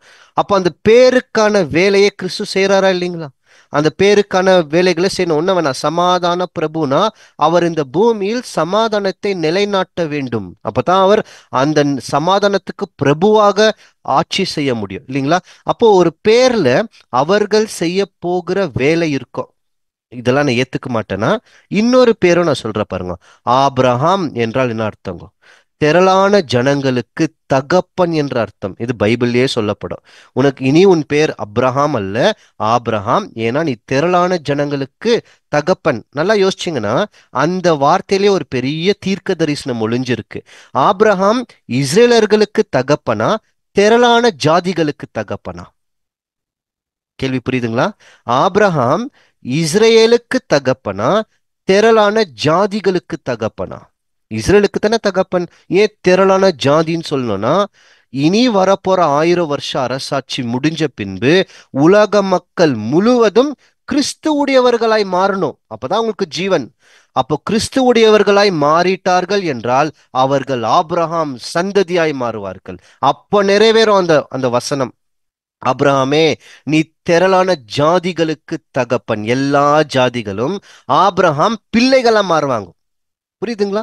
அப்போ ஒரே ஒரு வார்த்தையில தேவன் என்ன பண்றாருன்னா ஒரு நீண்ட தீர்க்க தரிசனம். இன்னொன்னு கூட பாருங்களேன், இயேசு கிறிஸ்துவுக்கு இமானுவேல் என்று சொல்லப்படும்னு சொல்லப்பட்டிருக்கும்.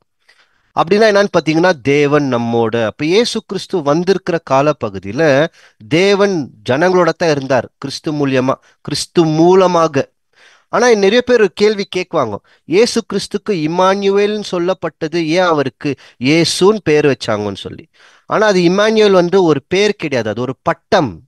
கிறிஸ்து செய்ய போற வேலை, கிறிஸ்துக்கு என்ன பேர் வைன்னு சொல்லி தேவதூதன் மத்தேயு 1:21 சொல்வார்னா, நீ அவருக்கு யஷ்வா என்ற நாமத்தை இட வேண்டும் தான் கப்ரேல் தூதன் மரியாளுக்கு சொல்லியிருக்குவாங்க. அது ஒரு பட்டம். அந்த பட்டத்துக்குரிய வேலையை அவர் செய்வார். சரி, இப்ப கவனிக்கலாம் பாருங்களேன், இந்த பேர்ல என்ன அர்த்தம்?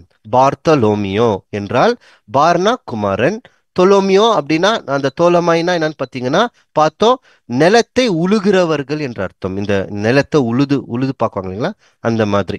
இதை சொன்ன உடனே நமக்கு ஒரு வசனம் ஞாபகம் வருதா?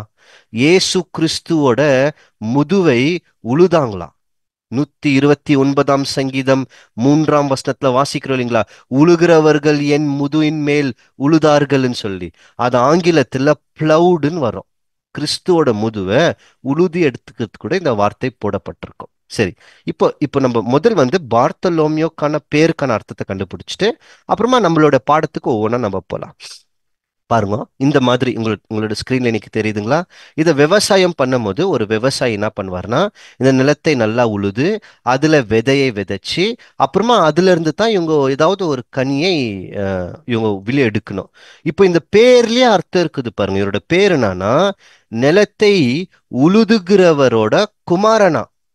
புரியுதுங்களா? இவரோட பேர் என்னன்னா பார்த்தலோமியோனா, நிலத்தை உழுதுகிறவரோட குமாரன்.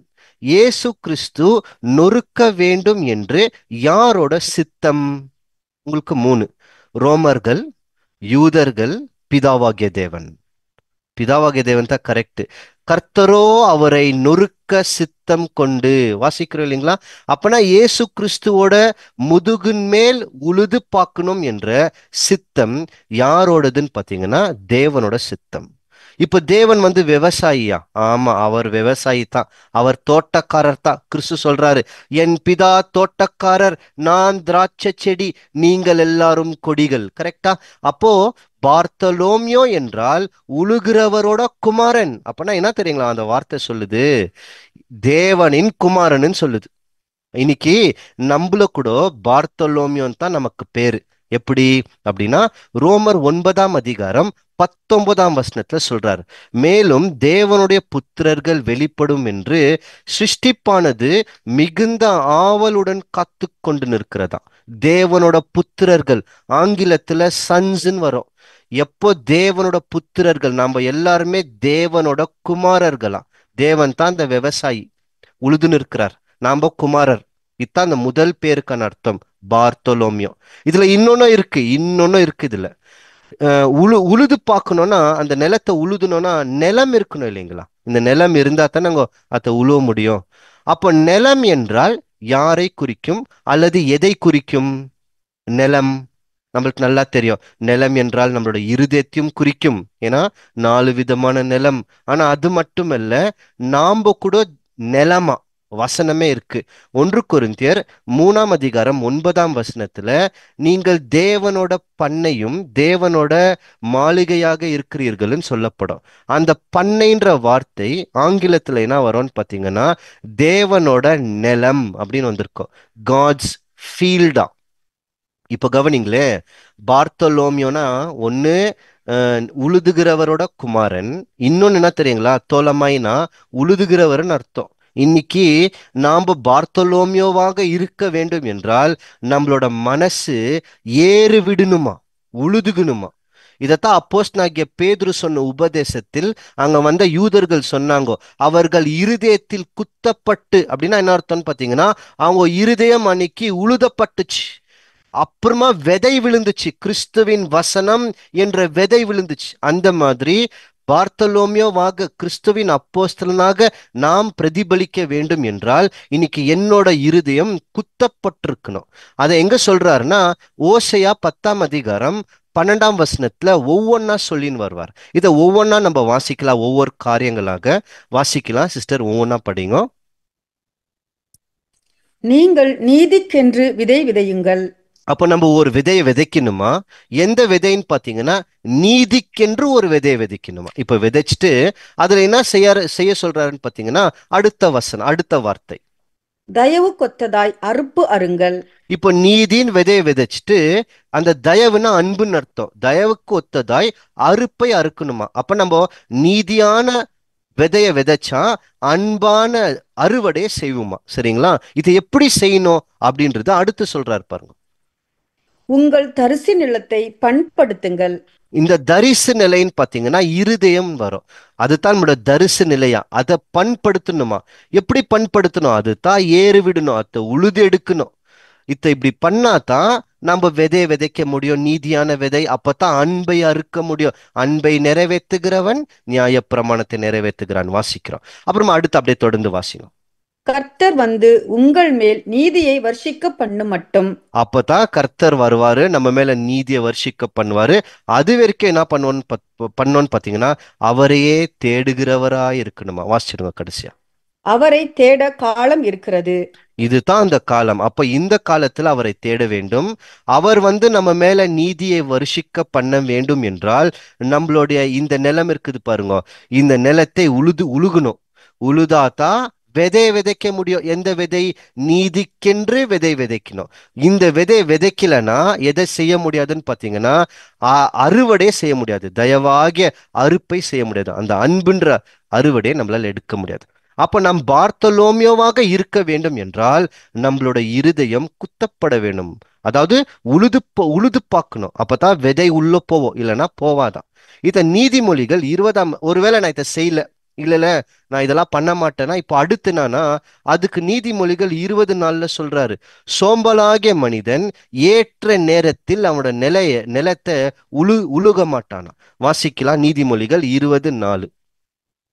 சோம்பேறி குளிர்கிறதென்று உளமாட்டான், அறுப்பிலே பிச்சை கேட்டாலும் அவனுக்கு ஒன்றும் கிடையாது. இந்த வசனத்தை கொஞ்சம் நல்லா கவனிக்கல பாருங்களேன். சோம்பேறி அவன் குளிருதுன்னு சொல்லிட்டு போய் உளுர மாட்டானா. இந்த குளிரு இதெல்லாம் என்னன்னு பார்த்தீங்கன்னா, இதெல்லாம் நீங்க இது நம்ம சாலமோனோட ஒரு படம் இனி இனி ஒரு ரெண்டாம் பாகம் நம்மளுக்கு வரும். அப்போ நீங்க என்ன பண்ணுங்கன்னா அதுல கேளுங்க, இந்த குளூர் அதெல்லாம் அதுல உங்களுக்கு கிடைக்கும். சரி, இப்போ நம்ம ஒண்ணே ஒன்று பார்க்கலாம். சோம்பேறி வந்து குளிருதுன்னு சொல்லிட்டு அவன் அவனோட நிலத்தை உழுது பார்க்க மாட்டானா. அறுப்பு காலம் ஒரு வருதான். எது அந்த அறுப்பு காலம்? இதுதான் கிறிஸ்து வேற ஒரு உவமையில பேசியிருக்குவார். ரெண்டு விதமான செடிகள் ஒண்ணா வளர்ந்துருக்கும், ஒன்னு கோதுமை ஒன்னு களை. அப்போ அவங்க வேலைக்காரர்கள் போய் கேட்குறாங்க, ஆண்டவரே இப்போவே எல்லாத்தையுமே பிச்சு போட்டுட்டுமான்ட்டு. அப்போ கிறிஸ்து சொல்வாரா, வேண்டாம் வேண்டாம், அறுப்பு காலம் வரைக்கும் விட்டுடு, அங்க அறுக்கிறவர்கள் வருவாங்க, அவங்க என்ன பண்ணுவாங்கன்னா கோதுமையும் களைகளையும் தனித்தனியா பிரிச்சுடுவாங்கன்ட்டு. அந்த அறுப்பு காலத்துல இந்த சோம்பேறி போய் பிச்சை கேட்க வேணாம், எனக்கு கொஞ்சம் ஏதாவது ஆசீர்வாதம் இருந்தா கொஞ்சம் தாங்கணும். எந்த ஆசீர்வாதம்? பூமிக்குரிய ஆசீர்வாதம் இல்ல, இதெல்லாம் பரலோகத்துக்குரிய வார்த்தைகள், பரலோகத்துக்குரிய ஆசீர்வாதங்கள். அவன் பிச்சை கேட்டாலும் ஒன்றும் கிடைக்காதான். ஏன்னா இப்போ இருக்கிற காலத்தில் நாம் உழுது நம்மளோட இருதயத்தை உழுவாமல் விட்டால் ஏற்ற காலம் இதுதான். இப்போ நம்ம இதை செய்யலைன்னா அறுப்பு காலம் தொடங்கியாச்சு என்றால், இன்னும் சொல்லப்போனா ஏற்கனவே அறுப்பு காலத்துல தான் இருக்கிறோம். இன்னும் கிருபை கொடுத்து நம்மளை இன்னும் கொஞ்ச நாள் வாழ வச்சுன்னு இருக்கிறார். அப்போ போய் தேவனே எனக்கு அந்த ஜீவ கிரீடத்தை எனக்கு கொஞ்சம் கொடுங்கன்னு பிச்சை கேட்டா கூட தரவே மாட்டாராம். பார்த்தலோமியோன்ற பேருக்குள்ள இருக்கிற ஆவிக்குரிய பொருள்கள். இந்த மாதிரி நாம் வாழ வேண்டுமா? அடுத்து நத்தானியல் இப்படி வாழ்ந்தால் நத்தானியலாக இருக்க முடியும். ஏன்னா நேரடியா பார்த்தோலோமேன்னு சொல்லப்படும், மறைமுகமா தான் இவரோட பேர் நத்தானியல்னு சொல்லப்பட்டிருக்குது இல்லைங்களா? அந்த மாதிரி நாம் இந்த வேலையை செய்தால் மறைமுகமாக தேவன் நத்தானியலுக்கு குறித்து தானே ஆசீர்வாதத்தை நம்மளுக்கு கொடுக்குவாரா. இதுனா இது நத்தானியல் அப்படின்னா பேர்ல இருக்குது பாருங்க. நதான் அப்படின்னா என்ன அர்த்தம்னா கொடுப்பது என்று அர்த்தம். ஏல் என்றால் தேவன் என்று அர்த்தம். என்ன அர்த்தம்னா தேவன் கொடுப்பார். ஆங்கிலத்துல கிஃப்ட் ஆஃப் காட் என்று அர்த்தம். நத்தானியல் என்றால் தேவனோட கொடை, தேவன் நமக்கு கொடுக்கிற ஒரு கிஃப்டா. இதுதான் அந்த வார்த்தைக்கான அர்த்தம். இப்போ நல்லா கவனிக்கலாம். இப்போ நம்ம பார்த்தலோமையோ உழுது பார்க்கணும், அப்புறமா விதைக்கணும், நீதிக்கென்று விதைத்து அப்புறமா தயவை அறுவடை செய்யணும். ஒருவேளை அறுவடை செய்யலைன்னா, அந்த மாதிரி விதைக்கலைன்னா சோம்பேறியா மாறிடுவோம். ஏற்ற காலத்தில் நம்ம இந்த உழுகிற வேலை செய்யலைன்னா அறுவடை காலத்துல பிச்சை கேட்டா கூட ஒன்னும் கிடைக்காதுன்னு சொல்லிட்டார். இப்போ ஒருவேளை நம்ம செஞ்சுட்டோம்னு வைக்கலாம், நம்ம செஞ்சுட்டோம், ஏற்ற காலத்தில் நம்மளோட இருதயத்தை நம்ம உழுது நீதின்ற வசனத்தை உள்ள விதைச்சிட்டு அப்புறமா அன்புன்ற அறுவடையை நம்ம அறுவடை செஞ்சுட்டான். அப்போ நத்தானியல் என்ற வார்த்தை நிறைவேறும் நம்ம வாழ்க்கையில. தேவனோட கொடை கிடைக்கும், கிஃப்ட் ஆஃப் காட் கிடைக்குமா. எங்க சொல்லுது இதுனா கலாத்தியர்ல அப்படியே ஒண்ணுன்னா சொல்லின்னு வர்றார். வாசிக்கலாம் பாருங்களேன். கலாத்தியர் 6ஆம் அதிகாரம் 7 மற்றும் 8. மோசம் போகாதிருங்கள், தேவன் தம்மை பரியாசம் பண்ண ஒட்டார், மனுஷன் எதை விதைக்கிறானோ அதையே அறுப்பான். இத சொல்லிட்டு 8ஆம் வசனத்துல ரெண்டு விதமான விதைய மனுஷன் விதைப்பானா. ஒன்னு மாம்சத்தின்படி விதைக்கிறவன் அதன்படி அறுப்பானா, ஆவியின்படி விதைக்கிறவன் அதன்படி அறுப்புவானா. சரி, அது எதுன்னு வாசிக்கலாம். 8ஆம் வசனம். தம் மாம்சத்திற்கென்று விதைக்கிறவன் மாம்சத்தினால் அழிவை அறுப்பான், ஆவிக்கென்று விதைக்கிறவன் ஆவியினாலே நித்திய ஜீவனை அறுப்பான். நல்லா கவனிங்க. இப்ப இந்த வசனத்துல ரெண்டு விதம் ஒண்ணு சொல்லப்பட்டிருக்கு. மாம்சத்துக்கென்று விதைத்தால் அவனும் அறுவடை செய்வான், ஆனா எதுன்னு பாத்தீங்கன்னா அழிவு. ஆவிக்கென்று விதைத்தால், இதுதான் நீதி உள்ள வசனங்கள். ஆவிக்கென்றுனா நான் ஆவியின் சரீரத்தில் போக வேண்டும், மாம்சத்துக்குரிய இது செத்து ஆவிக்குரிய சரீரத்தில் வர வேண்டும் என்ற சிந்தனையில் ஆவிக்குரியவைகளை விதைக்கிறவர்கள் நித்திய ஜீவனை அறுவடை செய்வார்கள். புரியுதுங்களா? இப்போ இந்த நித்திய ஜீவன் என்ன தெரியுங்களா? இதுக்கு பேரு கிஃப்ட் ஆஃப் காடா, நத்தானியலா இதுக்கு பேரு. எங்க இருக்கு?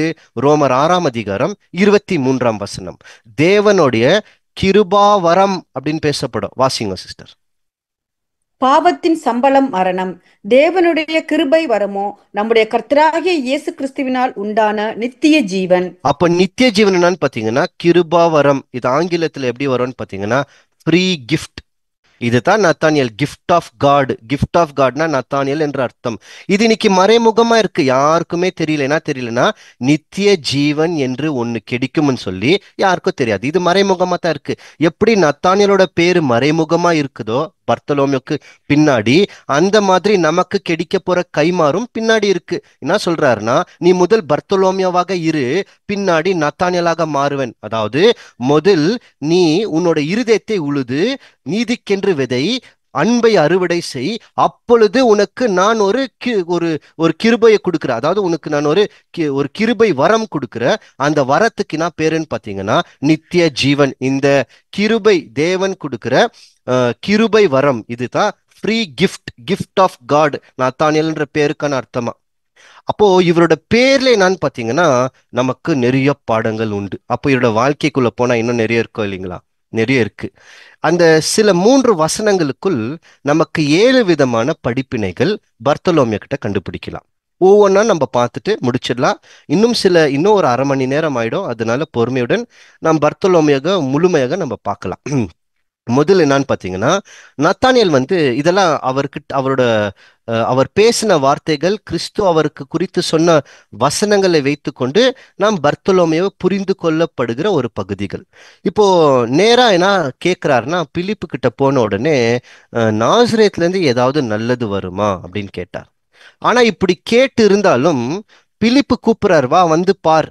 ஏன்னா மோசையும் தீர்க்கதரிசிகள் எழுதினவரை நம்ம கண்டுபிடிச்சோன்னு சொல்லி பிலிப்பு வேதாகமத்தின் அடிப்படையில இவருக்கு வசனங்களை சொல்லும் போது, அதாவது அந்த அந்த சாட்சிகளை காமிக்கும் போது இவர் நேரம் என்ன பண்றாருன்னா, இவர் போயிட்டார்.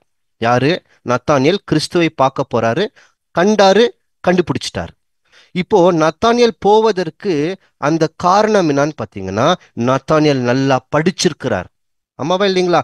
ஒருவேளை நத்தானியல் மோசே எழுதினவரை தெரியல, மோசே எழுதுனத படிக்கல, அப்புறமா தீர்க்கதரிசிகள் எழுதுனத படிக்கல, அப்படி இருந்ததுன்னா பிலிப்பு கூப்பிட்டா என்ன சொல்லியிருக்குவாரு? போ, நான் வேற எங்கேயோ போனோம். அப்புறமா இயேசு கிறிஸ்து கூட இந்த நல்ல பேர்லாம் வாங்கியிருக்க மாட்டார். வேற ஏதோ ஒன்று உலக பிரகாரமா சிந்திச்சு கொண்டு போயிட்டு இருக்குவார். இதுதான் இன்னைக்கு இருந்த இஸ்ரேல் மக்களுக்கும் பரிசேயர்கள் வேதபாரர்கள் இவங்களுக்கு நடந்தது இதுதான். ஏன்னா இவங்க வசனங்களை உற்று கவனிச்சு முழு இருதயத்தோட தேடல, சும்மா மேல் பூச்சா பூசின்னு இருந்தாங்க. இப்போ இந்த மாதிரி தானே இருந்துச்சு பர்த்தலோமியோ கிட்ட இருந்த பண்பு. இந்த பண்பு நம்ம கிட்ட இருக்கணுமா? அதனால்தான் சங்கீதம் 1:2 நம்ம வாசிக்கிற 1 அதிகாரம் 2, கர்த்தரோட புஸ்தகத்தில் இரவும் பகலும் தியானமா இருக்கிற மனுஷன் பாக்கியவான். அப்போ நம்ம தேவனோட வார்த்தைகளை இரவும் பகலும் தியானிச்சுன்னு இருக்கணும். அப்படி தியானிச்சுன்னு இருந்தா தான் தேவன் என்ன பண்ணுவார்னா, பழைய ஏற்பாடு புதிய ஏற்பாட்டுல இருந்து வேற ஒரு லிங்க் கொடுக்குவார்.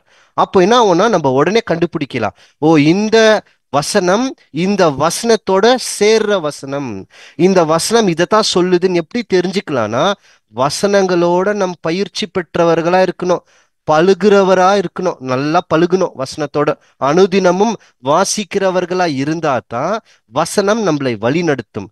வாரத்துக்கு ஒரு நாள் அல்லது ஏதோ ஒரு கடுமையாக அப்படி தேடுனா கிடைக்காதா?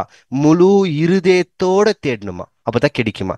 இதை யோசுவாவுக்கு சொல்றார். என்ன சொல்றாருன்னா, வாசிக்கலாம் பாருங்களேன். யோசுவா 1 அதிகாரம் 8 இந்த நியாயப்பிரமாண புத்தகம் உன் வாயை விட்டு பிரியாதிருப்பதாக.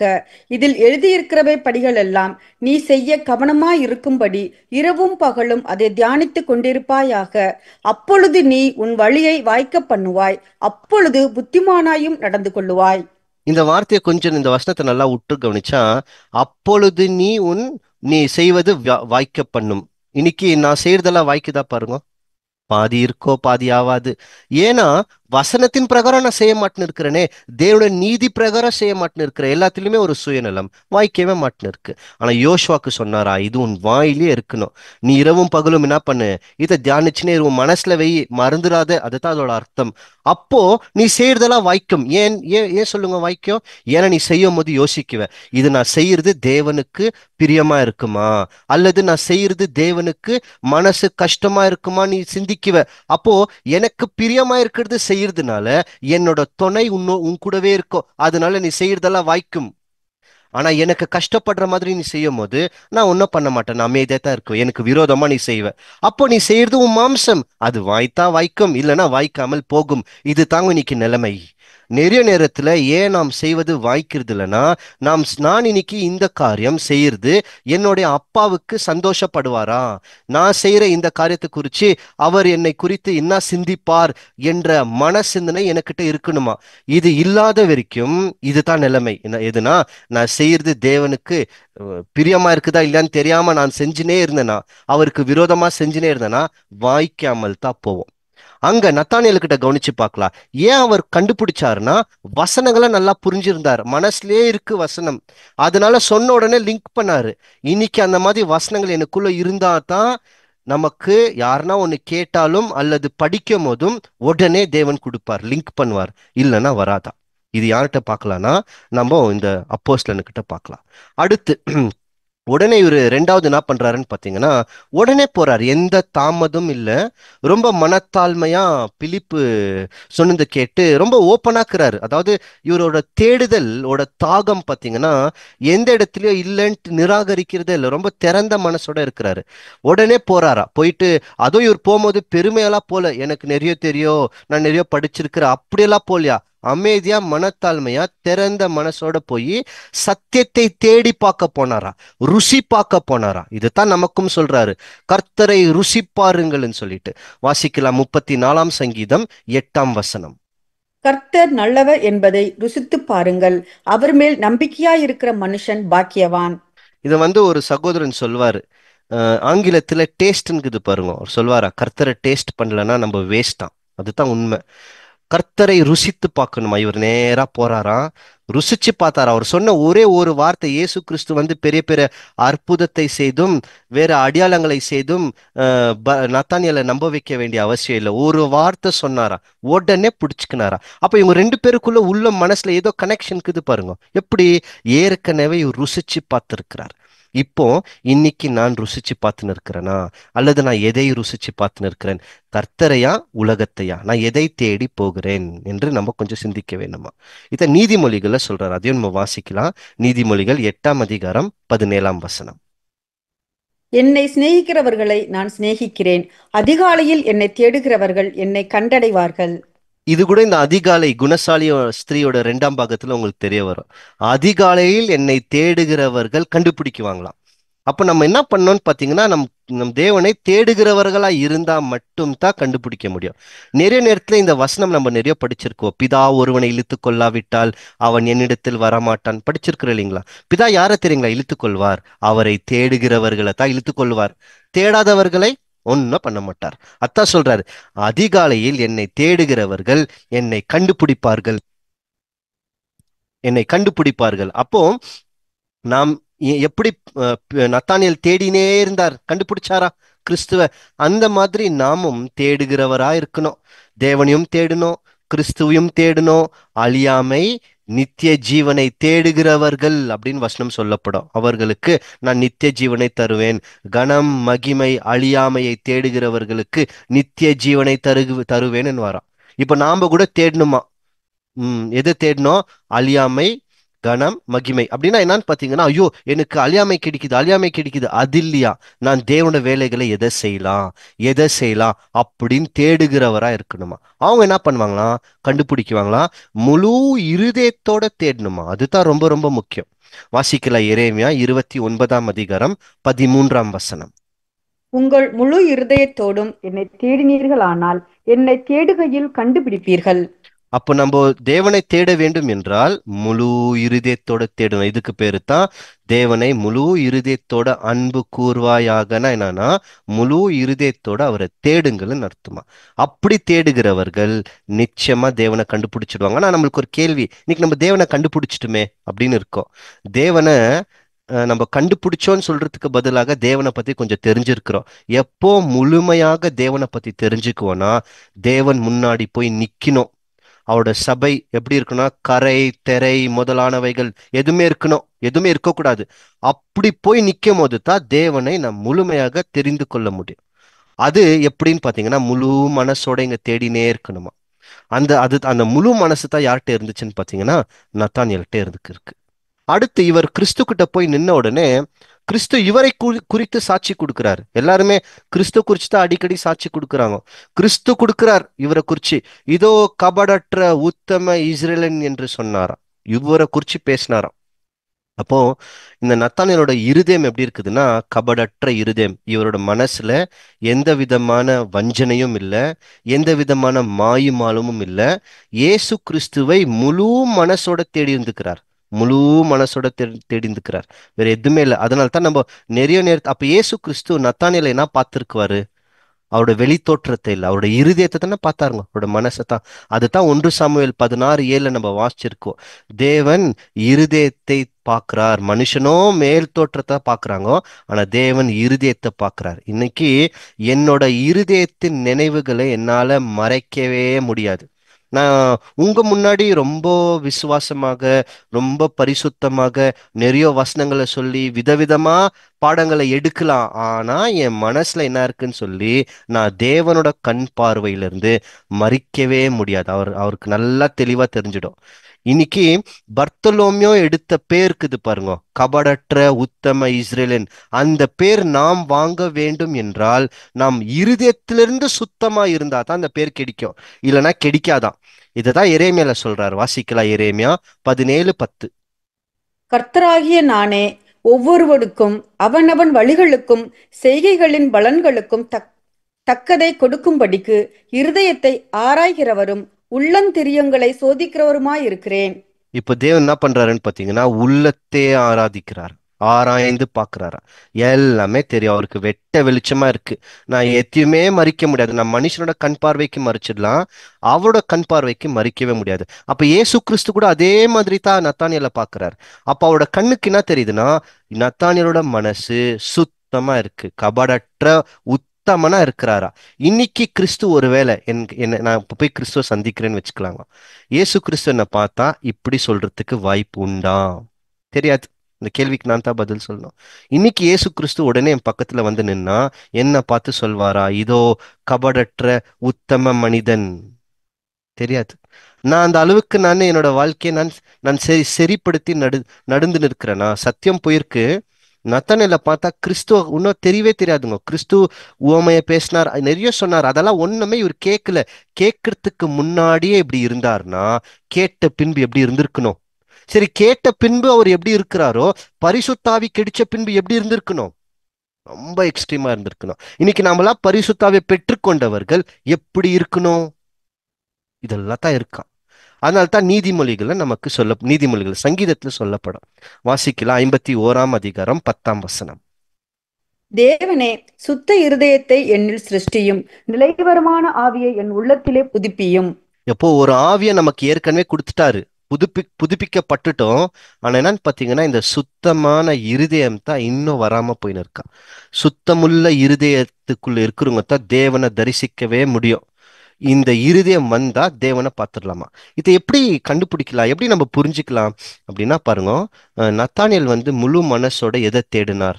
மேசியாவை தேடினார், கண்டுபிடிச்சார். இப்ப தேவன் நம்ம மனசை பார்க்குவார். எதை தேடி நம் சத்தியத்துக்கிட்ட வந்திருக்கிறோம்?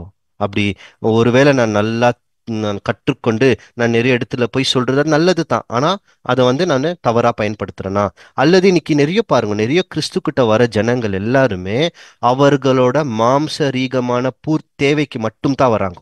அது சந்திக்கப்பட்டா போதும் அவங்களுக்கு. அதனால தான் இன்னைக்கு தசம பாகம் அதெல்லாம் அதிகமா ஏன் சபையில இருக்குதுன்னா, ஒன்னும் இல்லை, சுயநலம். இவங்க கொடுக்குறவங்களுக்கு கூட என்னன்னா, கொடுத்தா எனக்கு வரும், கொடுத்தா எனக்கு வரும், எல்லாம் மாம்சத்தோட சிந்தனை. அதை தான் பாக்குறாரா? இருதயத்தை ஆராய்ந்து சோதிக்கிறாரா? நீ என்ன தேடுற? தேவனோட ராஜ்யத்தையும் அவரோட நீதியை தேடுறியா, அல்லது உன்னோட ராஜ்யத்தையும் உன்னோட சுயநீதியை தேடுறியான்னு பாக்குறாராம். பார்த்து அவனவனுக்கு தக்கதா கொடுக்கிறானா? ஒருவேளை நான் தேவனுடைய ராஜ்யத்தை தேடாமல் என்னோட சொந்த தேவைக்கான பூமிக்குரியவைகளை தேடி போயின்னு இருந்தனா, இதோ கபடற்ற உத்தம இஸ்ரேல் என்ற பேர் எனக்கு கிடைக்கவே கிடைக்காதா? மாறாக வேற எதுனா கிடைக்கலாம், இந்த பேர் வராது. இந்த பேர் வரணும்னா முதல் அவரோட ராஜ்யத்தையும் அவரோட நீதியை தேடுகிற பிள்ளைகளா மாறுவாங்களா? அதனால தான் அவங்க மனசுல எந்த விதையை விதைக்கிறாங்கன்னா, நீதின்ற விதையை விதைக்கிறாங்களா? சுத்தமுள்ள இருதயத்தில் இருக்கிறவர்கள் தேவனை தரிசிப்பார்கள். இந்த இருதயம் யாருக்கிட்ட இருக்குதுன்னு பாத்தீங்கன்னா, இங்க நத்தானியலுக்கிட்ட இந்த இருதயம் இருக்கா? ஆனா இன்னைக்கு ஜனங்கள்லாம் எப்படி நடந்து போறாங்க அப்படின்னா, அவங்க கூட ஆஹ், உத்தமனா நடுக்கிறாங்க அப்படின்னு நினைக்கிறாங்களாம். அப்படி நடுக்கிறவர்கள் நல்லா ஜாக்கிரதையா நடந்துருவாங்க. ஆனா தீமையா நடுக்கிறவர்கள் அவங்க கீழே விழுந்துருவாங்க. இது நீதிமொழிகளை சொல்றார். நீதிமொழிகள் 10 அதிகாரம் 9 வசனம். உத்தமமாய் நடக்கிறவன் பத்திரமாய் நடக்கிறான், கோணலான வழிகளில் நடக்கிறவனோ கண்டுபிடிக்கப்படுவான். கண்டுபிடிக்கப்படுவான்னா அவன் செத்து போவான். அதுதான் அதோட அர்த்தமே.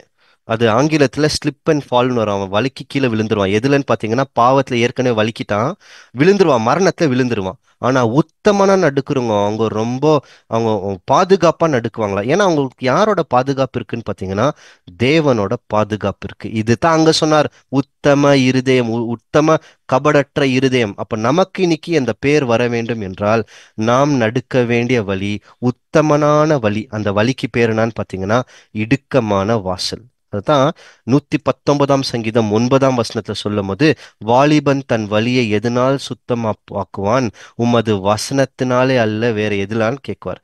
அப்ப நாம நம்மளோட வழிகளை எதனால் சுத்தமாக்கணும்னா, அவரோட வசனம் மற்றும் கீழ்ப்படிதல். கேட்ட வசனத்துக்கு கீழ்ப்படிஞ்சால் நாம் சுத்தமான வழியில் நடுக்கிறோம் என்று அர்த்தம். இதெல்லாமே யார்கிட்ட இருக்குதுன்னு பாத்தீங்கன்னா, நத்தானியல் பார்த்தலோமியோ கிட்ட இருக்கான் இது எல்லாமே. நாலாவது இன்னொன்னு போய் கவனிச்சு பார்த்தா, இயேசு கிறிஸ்து அவருக்கு பாராட்டுறார். அதான் இது பாராட்டுக்குரிய ஒரு வார்த்தை தான். கபடற்ற உத்தம இஸ்ரேல்னு அது ஒரு பாராட்டு. அப்ப அந்த பாராட்டு வந்த உடனே இவர் என்ன பதில் கொடுத்தாரு? இவர் பெருமை வந்ததா இவரோட மனசுக்குள்ளோ, அல்லது இவருக்குள்ளோ மனமேட்டுமை வந்ததா, எல்லாரை காட்டிலும் நான் தான் பெரியவனுன்னு சொல்லிட்டு எங்கன்னா சொன்னாரா பாருங்க. இவரோட வாழ்க்கையில இயேசு கிறிஸ்துவ பின்தொடர்ந்து போயினே இருந்தார் பர்த்தலோமியோ. எங்கேயாவது உங்களுக்கெல்லாம் கிடைக்காத பேர் எனக்கு கிடைச்சிச்சு, என்னை கூப்பிடும் போதே இயேசு கிறிஸ்து எப்படி கூப்பிட்டாரு தெரியுமா, என்னை இப்படி பாராட்டி கூப்பிட்டாருன்னு எங்கன்னா சொல்லியிருக்கிறாரா பாருங்க. எங்கன்னா தன் வாயிலே தன்னை குறித்து பாராட்டி இருக்கிறாரா, பெருமை பாராட்டி இருக்கிறாருன்னா எங்கேயுமே இல்லை. அப்படி ஒருவேளை சொல்லியிருந்தாங்கன்னா அப்போஸ்தலர்கள் ரெக்கார்ட் பண்ணியிருக்குவாங்க, இவர் இப்படி பண்ணாரு, இவர் இப்படி சொன்னாரு, இப்படி நம்ம விழக்கூடாதுன்னு நம்மளுக்கு எச்சரிப்பு கொடுத்துருக்குவாங்க. எங்கேயுமே இவர் சொன்ன மாதிரியே இல்லை.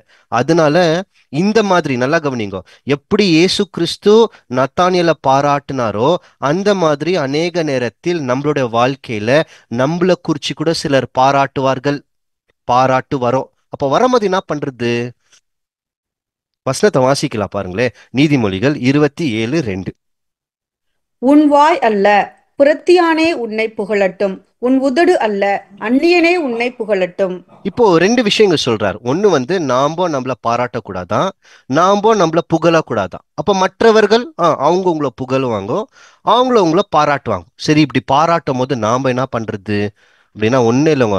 நம்மளை யாருன்னா புகழ்ந்தார்கள் என்றால், நம்மளை யாருன்னா பாராட்டினார்கள் என்றால், நீங்க எவ்வளோ சத்தியம் சொல்றீங்க, இந்த மாதிரி வசனத்தை எடுத்து சொல்றீங்கன்னு யாருன்னா சொன்னாங்கன்னா, நம்ம என்ன தெரியுங்களா சொல்லணும்? அல்லது நம்மளோட மனசு என்ன தெரியுங்களா நம்மள சொல்லணும்?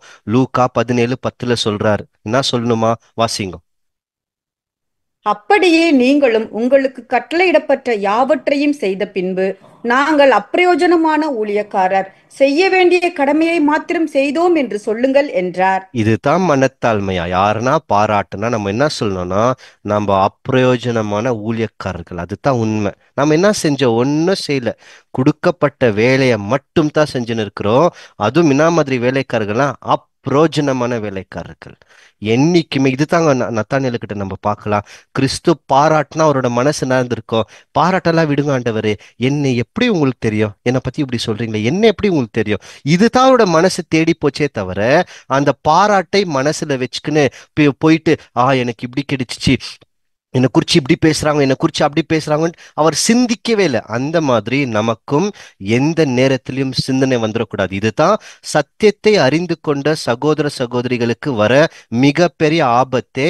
ஆவிக்குரிய பெருமை, ஆவிக்குரிய பாராட்டு வந்துச்சுன்னா ஆவிக்குரிய பெருமை வந்துடும். நமக்கு தெரியாது வந்திருக்குன்னு சொல்லி, ஆனா வந்துடும். இதே நம்மள கீழே தள்ளிடும். அதற்கு பதிலாக நம்ம என்ன சிந்திக்கணும்னு பார்த்தீங்கன்னா, நாம் எப்பொழுதுமே அப்பிரயோஜனமான ஊழியக்காரர்கள் மட்டும் தான், வேற எதுவுமே இல்லையா. தேவன் என்ன கேட்கிறார் நம்ம கிட்ட? எதுவுமே கேட்கறது இல்லைங்களா, மனத்தாழ்மை மட்டும் தான் கேட்கிறாரா. வாசிக்கலாம், மீக 6 அதிகாரம் 8 வசனம். மனுஷனே, நம்மை இன்னதென்று அவர் உனக்கு அறிவித்திருக்கிறார். நியாயம் செய்து இரக்கத்தை சிநேகித்து உன் தேவனுக்கு முன்பாக மனத்தாழ்மையாய் நடப்பதை அல்லாமல் வேறே எண்ணத்தை கர்த்தர் உன்னிடத்தில் கேட்கிறார். வேற எதுவுமே கேட்கலையா? மனத்தாழ்மை மட்டும் தான் கேட்கிறாரா? பெருமை வந்துச்சுன்னா, பெருமை உள்ளவருக்கு தேவன் எதிர்த்து நிற்கிறார், நல்லா தெரியும் நமக்கு. பெருமைக்குள்ள போயிட்டா அழிவுக்குள்ள போயிடும். நீதிமொழிகள் 16-18 வாசிக்கிறோம். அப்போ நமக்குள் எந்த நேரத்திலும் பெருமை வரக்கூடாது. இது யாருக்கிட்ட இந்த பண்பு காமிக்கப்படுதுன்னு பாத்தீங்கன்னா, நத்தானியலுக்கு முன்னாடி எடுத்து காமிக்கிறார். அஞ்சாவது, இப்ப இயேசு கிறிஸ்து நத்தானியலுக்கிட்ட ஒண்ணு சொல்றார். உன்னை நான் அத்தி மரத்துக்கு கீழே நான் பார்த்துட்டேன். நத்தானியேல் என்ன பண்ணியிருந்தாருன்னு நம்ம போய் பார்த்தோம். நத்தானியேல் அத்தி மரத்துக்கு கீழே என்னத்தான் பண்ணியிருக்கணும்? அவருக்கு தெரிஞ்ச வசனங்களை நினைவு கூர்ந்து அதை குறித்து சிந்தித்து கொண்டு நேரத்தை வசனங்களோட இவர் பேசிக்கொண்டு நிற்கிறார். புரியுதுங்களா? இவருடைய நேரத்தை இவர் எப்படி செலவு செஞ்சுன்னு இருக்கிறார்னா, வேற எதுலயும் இல்லை. இவருக்குள்ள ஏற்கனவே வசனம் போயிட்டு இருக்கு, உட்காந்து இருக்கிறாரு, வசனங்களை சிந்திச்சுன்னு இருக்கிறார். அதனால தான் இவர் கிறிஸ்து சொன்ன உடனே சொல்ல முடியுது. நீ ராபி ஏத்துக்கினாரு, நீ தேவனுடைய குமாரன், கரெக்டா சொல்றாரு. நீ இஸ்ரேலை ஆள வந்துகிற ராஜா, இதெல்லாம் வசனம், வேற ஏதோ தனியா சொல்ல. அப்போ இவர் அத்திமரத்துல உட்காந்து வசனத்தை யோசிச்சிருக்கிறார். அப்ப இவருடைய நேரத்தை ஞானமாய் செலவு செய்திருக்கிறார். அஞ்ஞானி போல் நேரத்தை செலவு செய்யல. அந்த மாதிரி நமக்கும் வசனங்கள் உள்ள வந்திருக்கு. நாம் நம் நேரத்தை எவ்வாறாக செலவு செய்கிறோம்? இந்த உலகத்துல அநேக விதமான கவன சிதறல்கள் நிறைய இருக்கு. பாவம் இருக்கு, ரொம்ப அதிகபட்சமான நம்மளை ஈர்க்கக்கூடிய பல விஷயங்கள் இந்த உலகத்துல இருக்கு. நாம் எதுல நம் நேரத்தை ஈடுபாடாக முழு இருதயத்தோட செலவு செய்கிறோம் என்று சிந்திக்க வேண்டும். வசனங்களை முன்வைத்து, சில வசனங்கள், நிறைய வசனங்கள், ஒரு 5-6 வசனங்கள் மடமட நம்ம ஒவ்வொன்றா வாசிக்கலாம். சங்கீதம் தான், 139 சங்கீதம் 1 வசனம் முதல். கர்த்தாவே, நீர் என்னை ஆராய்ந்து அறிந்திருக்கிறீர். இப்போ தேவன் நம்மளோட மனசை ஆராய்ந்து பார்த்துட்டார். எப்படி இயேசு கிறிஸ்து அங்க நத்தானியேல ஆராய்ஞ்சு பார்த்தாரா? இப்போ என் மனசு என்ன இருக்குன்னு நல்லா தெரியும் அவருக்கு. இப்போ 2 வசனம். உன் உட்காருதலையும் என் எழுந்திருக்குதலையும் நீர் அறிந்திருக்கிறீர். என் நினைவுகளை தூரத்திலிருந்து அறிகிறீர். இப்போ நம்ம என்ன பண்ணாலும் தேவனுக்கு நல்லா தெரியும். நான் உட்காரும் போது நான் யோசிக்கிறேன், நான் அடுக்கும் போது என்ன சிந்திக்கிறேன், நான் மற்றவர்களோட பழகும் போது என்ன நான் பேசுறேன், என்ன சிந்திக்கிறேன்னு சொல்லிட்டு தூரத்துல இருந்து, அதாவது அவருக்கு நல்லா தெரியுமா. அதனால தான் பவுல் சொல்வாரு, நாட்கள் பொல்லாதவைகளா இருக்கிறதுனால காலத்தை பிரயோஜனப்படுத்தி கொள்ளுங்கள், எபேசியர் நிருபத்துல சொல்வார். அப்போ இன்னைக்கு இருக்கிற நாட்களே பொல்லாத உள்ள தீங்கு நாட்கள். நாம தான் நமக்கு கொடுக்கப்பட்ட காலத்தை பிரயோஜனம் பண்ணோம், ரிடீம் பண்ணுமா. நேரத்தை நம்ம எடுத்துக்கணும். வேற எதுவுமே நம்ம நேரத்தை திருடக்கூடாதா. அந்த நேரத்தை நாம எடுத்து, ஏன்னா நமக்கு நியமிக்கப்பட்ட ஓட்டம் அந்த மாதிரி நம்ம எல்லாமே ஒரு குறிப்பிட்ட ஒரு ஒரு ஓட்டத்துக்குள்ள வந்துட்டோம். ஏற்கனவே நமக்காக நியமம் பண்ணப்பட்ட அந்த பரிசு, அதை நோக்கி போயின்னு இருக்கிறோம். இடுக்கமான வாசல்ல ஜீவனை நோக்கி போயின்னு இருக்கிறோம். எந்த நேரத்திலையும் இது நம்ம கண்கள்ல இருந்து காணாமலே போகக்கூடாதா, மறைவாவே போகக்கூடாதா, மறந்துடக்கூடாதா. அதனால அந்த காலத்தை நாம் பிரயோஜனப்படணுமா. அதை நீதிமொழிகளை இன்னும் ரொம்ப அழகா சொல்வார். சில வசனங்கள் வாசிக்கலாம். நீதிமொழிகள் 2 அதிகாரம் முதல். என் மகனே, நீ உன் செவியை ஞானத்திற்கு சாய்த்து உன் இருதயத்தை புத்திக்கு அமைய பண்ணும் பொருட்டு. இப்போ நம்மளோட செவியையும் இருதயத்தையும் ஞானத்துக்கும் புத்திக்கும் கொடுக்கணும். அதுக்கு என்ன அர்த்தம்னு பாத்தீங்கன்னா, அவரோட கட்டளைகளுக்கு திருப்பணுமா. நம்மளோட காதுகளை எதுக்கு திருப்பணும்னு சொல்வார். நீதிமொழிகள் 2:2 அப்படி ஒரு 5 வசனம். நீ என் வார்த்தைகளை ஏற்றுக்கொண்டு என் கட்டளைகளை உன்னிடத்தில் பத்திரப்படுத்தி தொடர்ந்து வாசி. ஞானத்தை வா என்று கூப்பிட்டு புத்தியை இதெல்லாம் சொல்லணுமா, ஞானத்தை வான்னு சொல்லணுமா. தேவனோட ஞானம் இருக்கா. புத்திய சத்தமாய் கூப்பிடணுமா, அழைத்து சத்தமாய் நம்ம சொன்னாதான் நம்ம கிட்ட வரணுமா. எப்படி தெரியுங்களா? தேடுன்னு சொல்றாரு. 4 வசனத்துல சொல்றாரு அது எப்படி தேடணும். அதை வெள்ளியை போல் நாடி புதையல்களை தேடுகிறது போல் தேடுவாயாகில். இப்படி தேடணுமா சத்தியத்தை? வெள்ளியை போல் நாடி புதையல தேடுற மாதிரி தேடணுமா? இது எதனா லிங்கா தான் நமக்கு படிச்சிருக்கிறோமே. ஒரு ஸ்திரீ கிட்ட, திருமணமாக போற ஸ்திரீ கிட்ட 10 வெள்ளி காசு இருந்துச்சாம். அது காணாமல் போட்டு தேடினாங்க பாருங்க. அந்த மாதிரி வசனங்களை தேடுன்றாரு. எப்படி தேடுன்றாருன்னா, வெள்ளியை போல் தேடு. ஏன்னா கண்டுபிடிக்கலன்னா கல்யாணம் நடக்காது. அதனால வெள்ளியை போல் நாடி புதையலை போல் தேடுங்க. இன்னைக்கு உலகத்துல இருக்கிறவங்களா புதையலை எப்படி தேடுறாங்கன்னா எங்க இருக்கு அங்க இருக்குன்னு, எங்கன்னா கிடைச்சிச்சுன்னா அதை போய் நல்லா தோண்டி தோண்டி பாக்குறாங்க, கிடைக்குதான்ட்டு. அந்த மாதிரி ஒரு புதையலை மாதிரி வந்து தேடணுமா. எதுன்னு பாத்தீங்கன்னா சத்தியத்தை. சும்மா ஒரு நாளைக்கு ஒரு கடமை மாதிரி, அதுதான் இன்னைக்கு நிறைய பேர் கடமை தான். காலையில எந்திரிச்சா ஒரு 5 நிமிஷம், ராத்திரி ஒரு 5 நிமிஷம், ஒன்னே இல்லை. அவங்களுக்கு ஆறுதலான வசனம் கிடைச்சுன்னா அவங்க சமாதானம் ஆயிடுவாங்க, போயிடுவாங்களாம். தேடணுமா. எப்படி? இதுக்குள்ள ஒரு பெரிய புதையல் இருக்கான். புதையல் மாதிரி தேட தேட வந்துனே இருக்குமா, சொருந்துனே இருக்குமா, சொரக்குமா அப்படியே. அந்த மாதிரி தேடினா தான் இருதயத்தில் தங்கும். இதைத்தான் யார் தேடினாருன்னு பாத்தீங்கன்னா நத்தானியேல் தேடினார். இப்படி தேடினா தான் நம்மளால் புரிஞ்சு கொள்ள முடியுமா. 5ஆம் வசனம். அப்பொழுது கர்த்தருக்கு பயப்படுதல் இன்னதென்று நீ உணர்ந்து தேவனை அறியும் அறிவை கண்டடைவாய். இப்பதான் தேவனை அறிகிற அறிவையே கண்டுபிடிக்க முடியும். எப்போ? புதையலை போல தேடணுமா, வெள்ளியை போல் நாடி வரணுமா அவரோட வசனங்கள் கிட்ட. அனுதினமும் இருக்கணுமா இருதயத்துல. இப்படி இருந்தது தான் யாருன்னு பாத்தீங்கன்னா நத்தானியேல். அவரோட இருதயமே இப்படித்தான் இருந்துச்சான். அதான் 119ஆம் சங்கீதம் 15ஆம் வசனத்துல இதோ வாசிச்சிடுங்க சிஸ்டர். உமது கட்டளைகளை தியானித்து உமது வழிகளை கண்ணோக்கி இருக்கிறேன். இந்த மாதிரி இருக்கணுமா, கட்டளைகளை தியானித்து அவரோட வழிகளை கண்ணோக்கி கொண்டே இருக்கணுமா. இதெல்லாம் சொன்ன உடனே இப்போ உடனே நத்தானியேல் ஒரு பதில் கொடுக்கிறாரு. என்ன கொடுக்கிறாருன்னா ராபி ஏத்துக்கினார்.